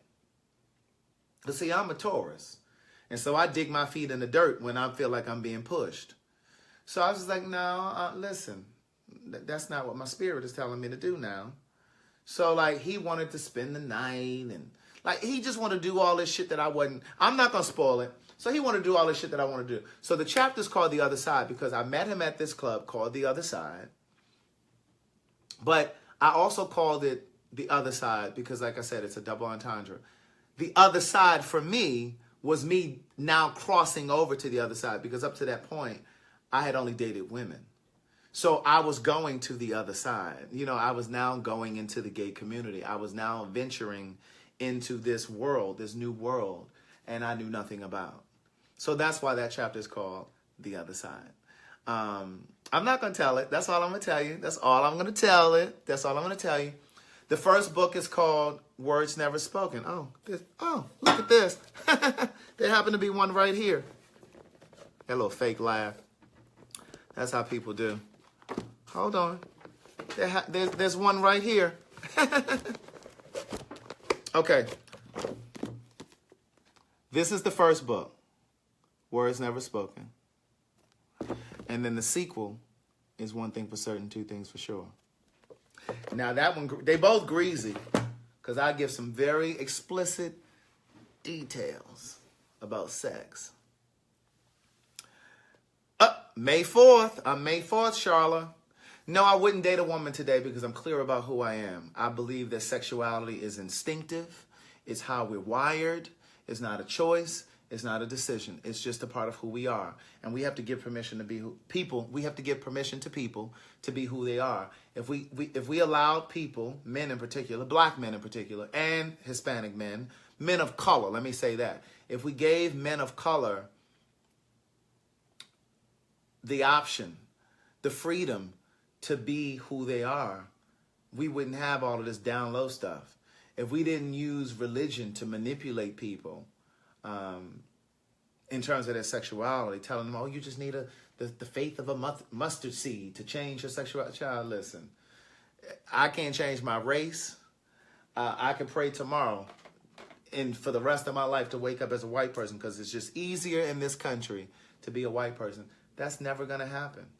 Not because the prayer doesn't work, but because you have to adjust to the life that you were given. So like for all these people that's trying to tell folk that you don't have enough faith. You don't believe enough. You gotta,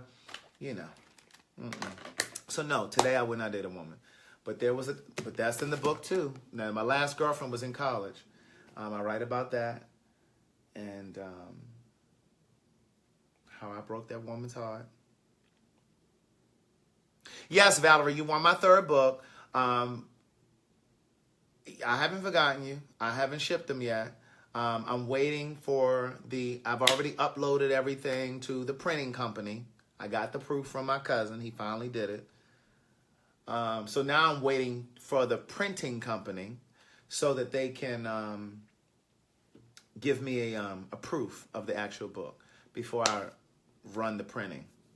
So that's what I have to get now. So that should be coming hopefully tomorrow. I'm praying.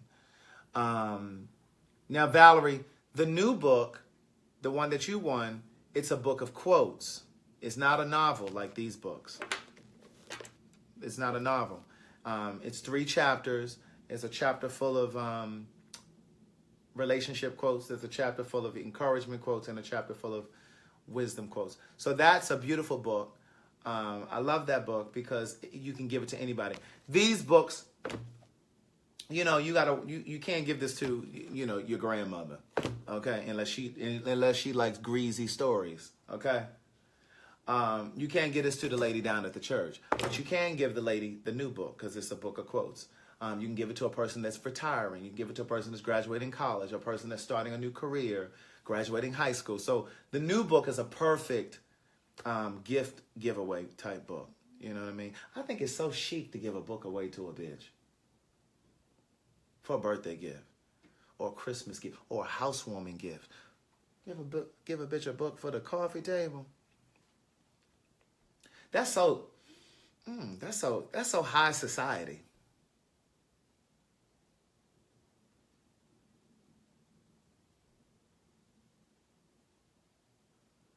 I can send the book to a prison. Who am I sending the book to in a prison? I can send it to them. You just send me the address. It's so high society to give a bitch a book for a gift or a candle. But not no cheap ass candle.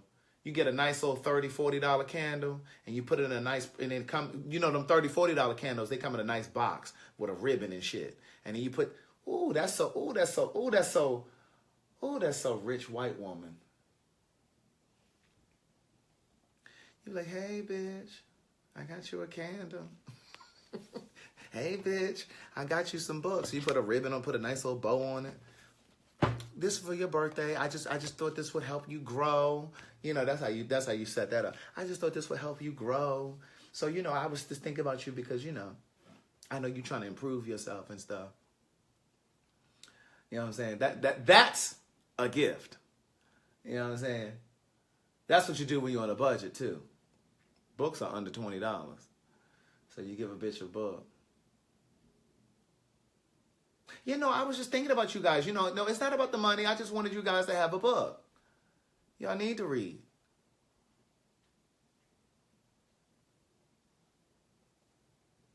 Okay, Ashley, that's fine. Yes, we can do that.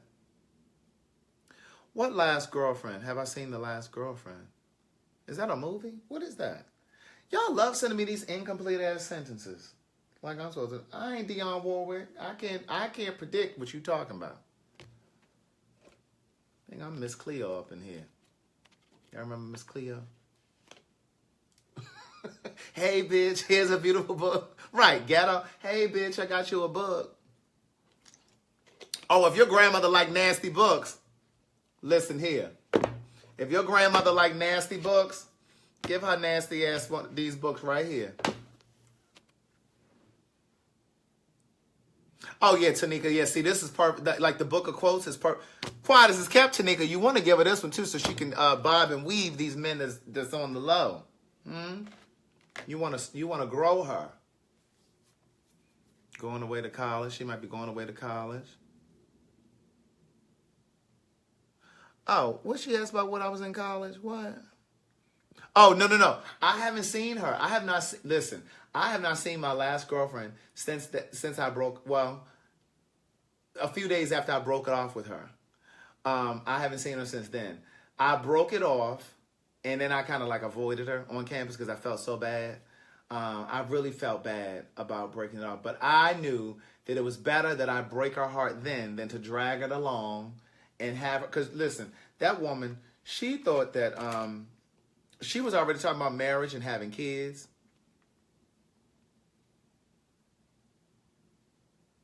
Oh, listen. They greasy like Zane and Elin Harris's first books. I was such a fan of Elin Harris's first books. They greasy. But yeah, I felt so bad, and I broke it off with her. But she used to talk about us getting married. She used to talk about us having kids. I knew in school that I was going to be a writer. I didn't know I was going to be writing books and that kind of thing, but I knew that I was a writer. And she's like, yeah, I can just imagine like me calling you saying, hey, I need you, you know, you working at the studio. Because at the time I was just writing music. And I could see me calling you saying, hey, can you bring some Pampers home for the baby? And I said, wait a minute, she really thinking about this thing. I need to get away from here. I need to let this go. And I knew that I didn't want to be one of those men. Thank you, Charla. I knew that I didn't want to be one of those men that got married knowing I had propensities for men. And see, here's the thing, and I do talk about this in the second book, because the second book centers on a relationship that I had with a married guy. And what I've discovered through him, because I believe that every experience that you have, it is designed to teach you and it's designed to grow you. That's what I was saying at the beginning of this video about my mom's friend who has this small aneurysm. I believe she's going to come through on the other side of it. I think this is just a teachable moment for her. It could have been a completely different scenario. It could have been a huge aneurysm. It could have killed her. You know what I'm saying? And so there would have been no teachable moment for her. It would have been a teachable moment for all of those that knew her or that know her, because we would have been here experiencing the grief and the residual effect of losing her. But because it's such a small aneurysm, I think this is just a teachable moment for her. Thank you, Wisdom. Thank you. So I think this is just going to be a teachable moment for her. And this is just for her to step back and say, okay, it's an opportunity for her to pay closer attention to her life. So the same thing I believe is true, like when you lose your job, it's an opportunity for you to step back and pay attention to your life. A divorce, a breakup, Everything that happens to you is designed to teach you something. But what happens is we often run to the grief and the agony and run wondering, why is this happening to me? As opposed to running towards the lesson and trying to figure out why it's happening. You know what I'm saying? And what we're supposed to learn from it, not why it's happening, but what are we supposed to learn from it? So we spend time, we lose time doing that, trying to agonize over why is it happening to me and da-da-da, you know. So I believe she'll get through this. But what I realized in writing this second book, although I was, thank you, Ashley, although I was involved with this married guy and I wanted to be with him and he said he wanted to be with me, that was all happening right here in the physical realm, right here on earth. But I think in the spiritual realm, up there in the spiritual realm, that relationship between me and this guy happened because God had another lesson for me. He had bigger lessons for me. And the only way for me to get those lessons was through that relationship with him. So had God not put those things in place, I would have never written this book because I would have never been able to see through his eyes. So I believe that that experience was not about me being with him as much as it was about me being able to write this story and speak to. She's talking about she's sitting there eating fried chicken, feeling the shame, but she ain't stop eating that chicken though. This book gave me the opportunity to be able to speak to men who live that very complicated life. Men who got married knowing they are gay. Men who got married knowing they enjoy having sex with a man and they know that they're being deceptive. Men who are not who just aren't living their truth, right? So I realized in writing this book, and this is why I would have never, thank you, Crystal. The reason why I could not stay in a relationship with her or any other woman, and I really got to that as I was writing the second book, is because so many men get married to shield their truth. So many men get married to conceal their truth. They're trying to hide from you guys. They're trying to hide from their family. They're trying to hide from their coworkers. They're trying to hide behind the marriage. So they figure if I get married, nobody will really suspect that I'm gay or that I have affinities for men, because some people don't identify as gay. Same gender loving, let me put it that way. But the other thing that I realized writing that was some of these men get married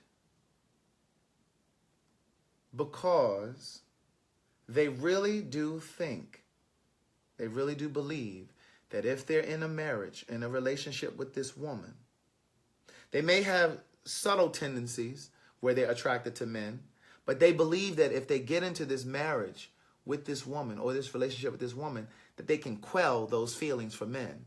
They think that they can suppress it, those feelings. But what I've discovered writing this book and just living and talking to men, because for some reason when I wrote this second one, it was like all these married men came out of the woodwork. They would be emailing me, finding me on social media, or they show up at a reading.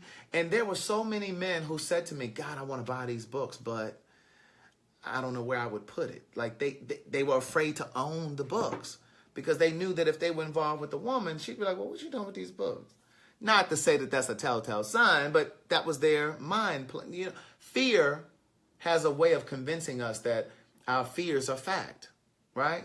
So I had so many men who said to me, I thought that, you know, when I got married, that I was bisexual and that I was my feelings for women were stronger. But as they got married, and over time, the urge, the desire to be with a man intensified, right? And see, it goes back to the point that I was making before. Sexuality is instinctive. So for all of those years, they may have been suppressing those feelings. But your truth always has to rise to the top. Your truth always has to come to the top. It's just like, here's a very generic example of that. You know how like when you get around your new coworkers, you just start a brand new job, and you coming in, you all demure, and you all, hey, good morning. Hi, everybody. Good morning. But after you there for 3 months, hey, how y'all doing? You get real relaxed because your true self always comes through. So you just have to be who you are. And so the same thing is the case with sexuality. So like some of these men may be able to hold up a charade for a period of time, but the longer you stay in this relationship with this woman, whether you're married or not, your truth is going to come up. Your sexual desires are going to show up, period. And so that was what happened with the guy that the character's name is Rocky. That's what happened with him. I shared with you guys before on one of these videos, but I know we got a lot of new people in here. I shared with them one night before this married man out of Tupelo, Mississippi. Married 25 years, 3 children in high school. But 10 of those 25 years, he was involved with a man. Can you imagine being with a bitch for 25 years and 10 of those years, they've been sleeping around with somebody else? Not 10 days, 10 of those years. He said to me, and I understood him. For the first time, I really felt some compassion for a man in that type of predicament. Even though he put himself in that predicament, because he could have chose differently. He didn't have to get married to that woman. If he knew he was uncertain about who he was, he did not have to marry her. Or he could have at least presented it to her and said, listen, I have proclivities. And he should have given her the opportunity to choose. Hey, Jackie Holman. But what he said to me, and I understood, was he could have left and gone with this man that he was with for 10 years, but he felt like he had already helped this wife build this life, right? He built this life. So he felt it was almost like a contract. He didn't say that. I'm just using those words to illustrate the point.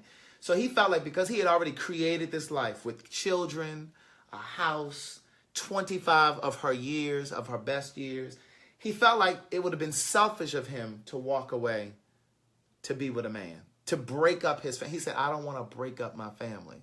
He said, I don't want to devastate my family. So he was staying for that purpose.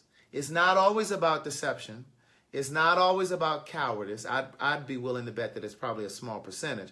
I would probably venture to say that the majority of the men that stay in these relationships want their cake and eat it too. But in his predicament, remember, he was from Tupelo, some little small town in Mississippi. So can you imagine the thought process and stuff about sexuality in a small town where everybody knows you, everybody knows your name? Coupled with the fact that he was a black man, probably grew up in a black church with all of this ideology and stuff that we are indoctrinated with, reaching back to slavery. And the reason that I was talking about religion and I question religion is because, remember, that religion, Christianity, it was given to us. That wasn't our religion. That was given to us. And the way that it was given to us, it was packaged in such a way that we were taught that we were supposed to be subservient to white people, that we were supposed to be slaves. So the language was manipulated to control us. So at one point, the Bible was used to control slaves, black people. Now you see the Bible being used by black people to control other black people in the black church. So that's why I challenge all of this stuff about religion and church. I don't question God and I don't question spirituality, ever. I question man. Because see, man is behind religion. Man is behind church. God is behind spirituality. So those are two different things. So I think that's all I have tonight. Oh, wait. LaShayla asked me a question. What did you ask me up here? Oh, no, I was attracted to her. That's the thing. I was attracted to girls, but I realized, and I try to, see, this is the thing about these books. I never set out to write a book, ever. I never set out to write. In my heart of hearts, I really believe that I was called by God to tell my story. I believe that he called me to share my story. And I believe that, let me choose my words. I believe that I have so many gay men that say, oh my God, thank you for telling our story. But then I also have a lot of women saying, oh my God, this is not a gay book.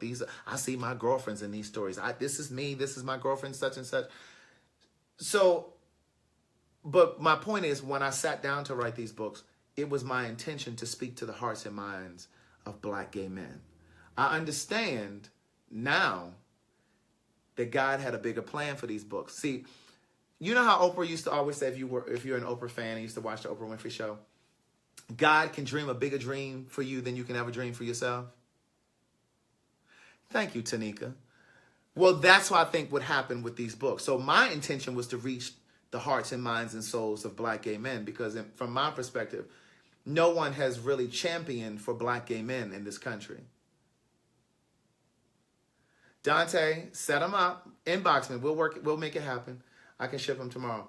I don't believe that anyone has really championed for Black gay men in this country.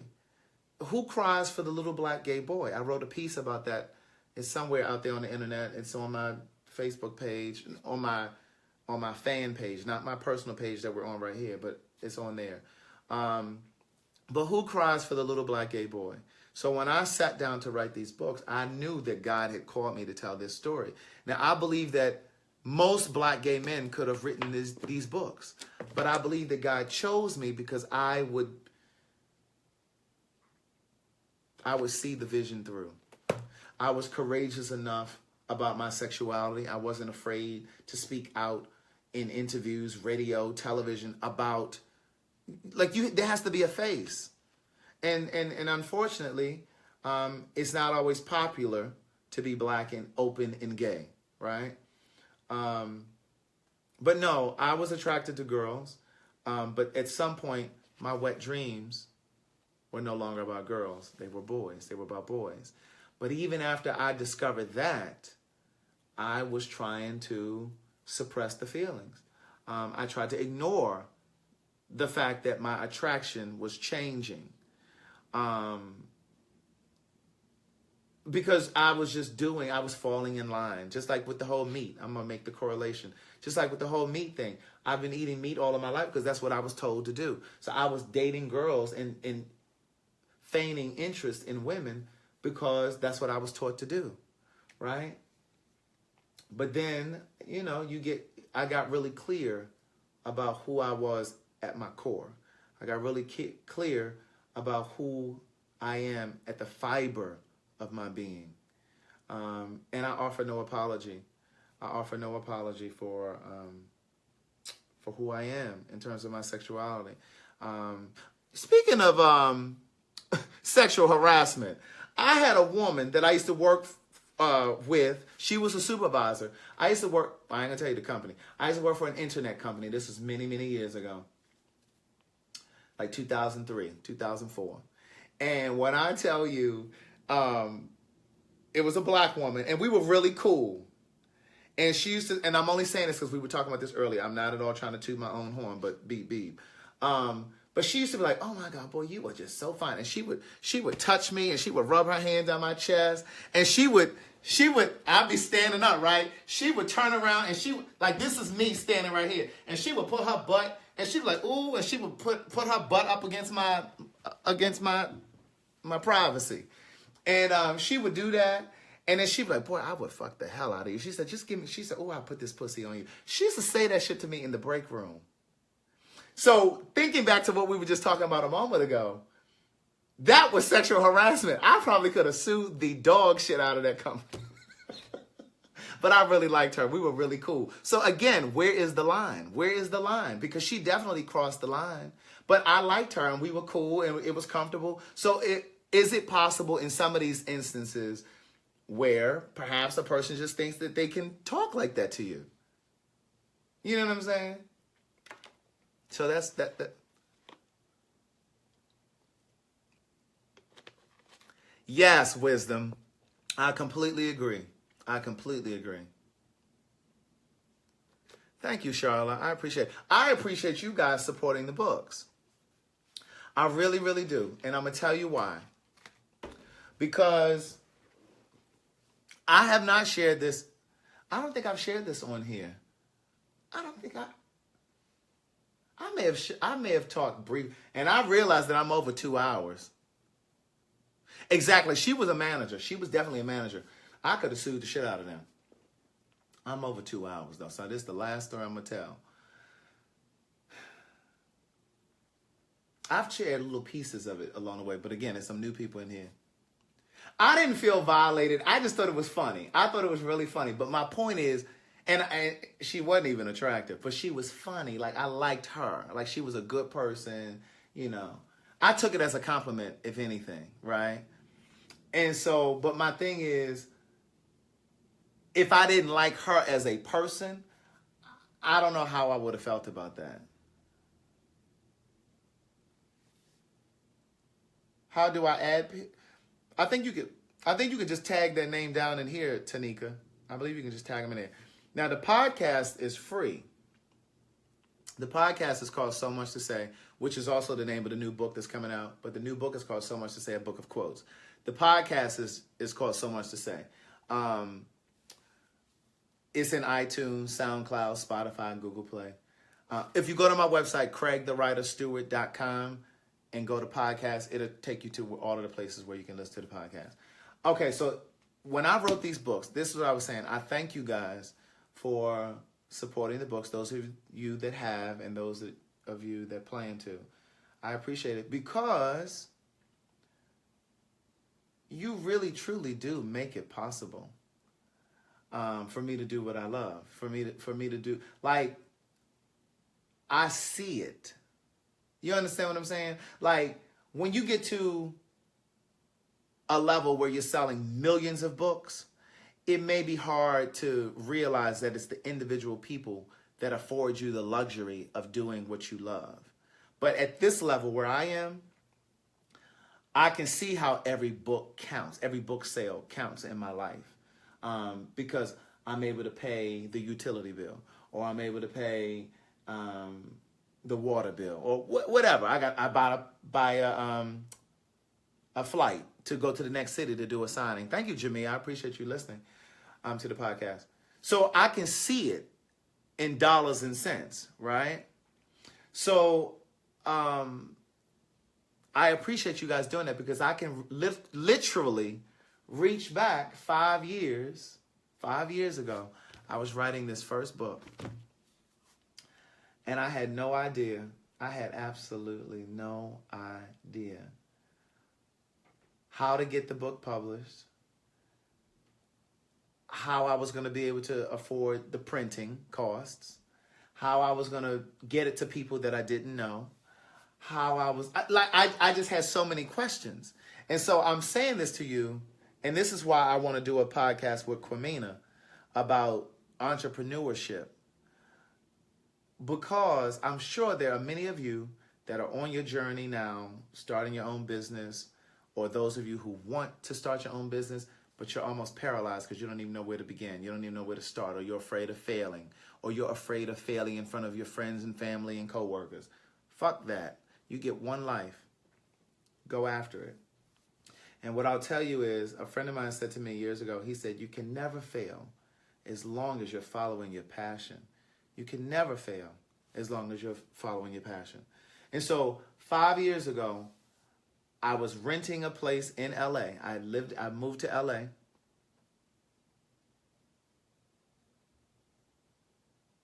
Okay, tip in quietly, Maurice. I was living in LA because I was living in Atlanta prior to that, and I had lost everything. Bank account was overdrawn, $660. That story is in the book. This is what I'm not gonna give it all to you because it's in here. Bank account was overdrawn, car was repossessed. They were putting eviction notices on the apartment that I was renting. And I didn't know what the fuck I was supposed to be doing. And I had written and produced a stage play that had sold out, but I was in this space where nothing was happening. And so I ended up moving to... Oh, Kwamina is how you started following me. Thank you, Naima. Thank you, LaShayla. Thank you, Carolyn. So I moved to LA because it was really just a whisper in my spirit. It was God speaking. I tell you all the time that I think your conscience, your instincts, that's God nudging you. And so it was, oh, you need to move to LA. And I was like, I ain't moving to no LA. Why would I move to LA and a bitch's bank account is overdrawn here in Atlanta? Like, that don't even make sense. Car was repossessed. Why would I move to LA? So I ignored that whisper. 3 months later, the same instinct. It was like a tugging in my spirit. It was like, you need to be in LA. Had no idea what that meant. Ended up moving to LA. I'm cutting through the story because it's in the book. I moved to LA. 3 months after I was in LA, I started writing this first book. And when I tell you, there were so many tears for many reasons. One, I was grateful to have survived all of the things, all of the obstacles, all of the setbacks that I had experienced when I was living in Atlanta before. But then I was also grateful for the gift to be able to use words, to be able to reach, teach, and heal people. It was something as I was sitting there writing, there was something in me that just knew that the books would find their way to people that I didn't know, right? Didn't know how it was going to happen. But I just felt in my gut, in my spirit. And I was like, this is why I moved to LA. This is what God was trying to do. This is what, so you just have to answer the call. There's always a call on your life. Always. And again, even everything that I was saying earlier about this detox, even if you never do any of this stuff that I talked about today, the fact that these seeds were planted today is not an accident. It is not an accident. Trust me. And so I'm living in LA. I'm writing this first book. And I realized after 3 months of being in LA, this is why you moved to LA, to write this book.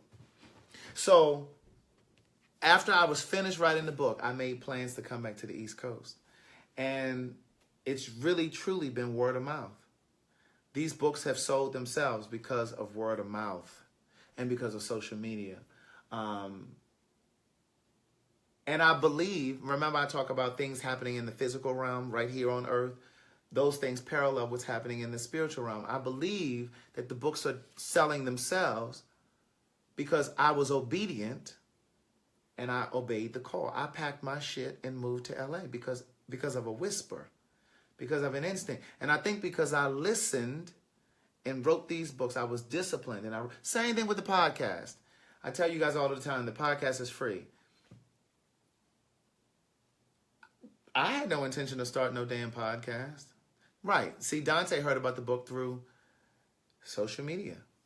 But again, I think that God put all of those things in place. Social media, word of mouth, all of these things because that's his way of rewarding. I believe that whatever energy you put out, it has to come back, just like a boomerang. And because I took the time and sat down and wrote these books, this is the energy that God is sending me back, letting me know it's happening. Take your time. It's happening. Slowly but surely. Same thing with the podcast. Like, I never had any intention of doing a podcast. I think 3 or 4 different people who don't know each other said to me, you should really do a podcast. I told you this, guys, the other day. And I was like, I ain't doing no podcast. What the fuck? I wrote books. I ain't writing or doing no podcast. But what ended up happening was I'm now reaching people in other countries that the books hadn't even reached. And now they want now they found out about the books. They find out about the books through the podcast or, whatever. So it's all like connecting the dots. So when I say to you guys all the time, you don't have to connect the dots to your dream.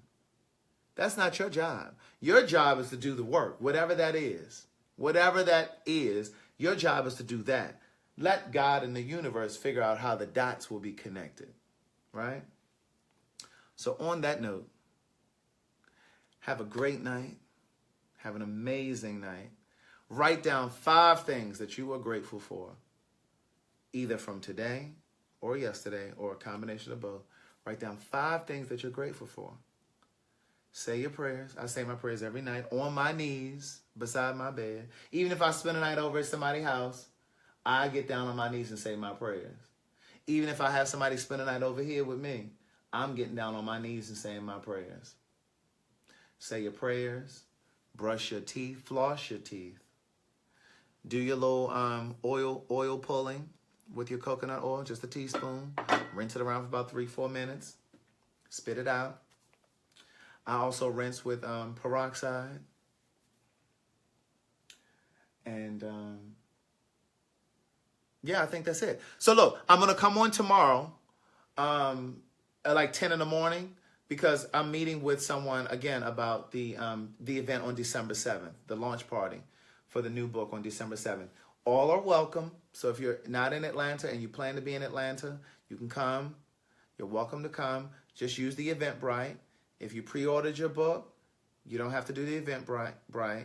If you only pre-ordered one book, that only allows you to come in. You can't be bringing people with you. The people that you bring with you, they got to do the Eventbrite. Yes, and brush your tongue. If you haven't brushed your tongue, then you haven't really brushed your teeth. That's where the bacteria sits. That's where it lives. So, when you all up in people's face and talking and shit, and they trying to back up and you don't understand why, did you hit your tongue? Did you hit your tongue? And if you notice, when you brush your teeth at night and you brush your tongue, your breath isn't as hot in the morning.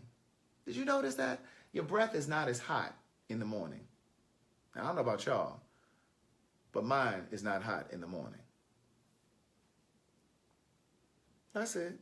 But I'm going to come on at 10 o'clock tomorrow because I have a meeting about the event on December 7th. Okay,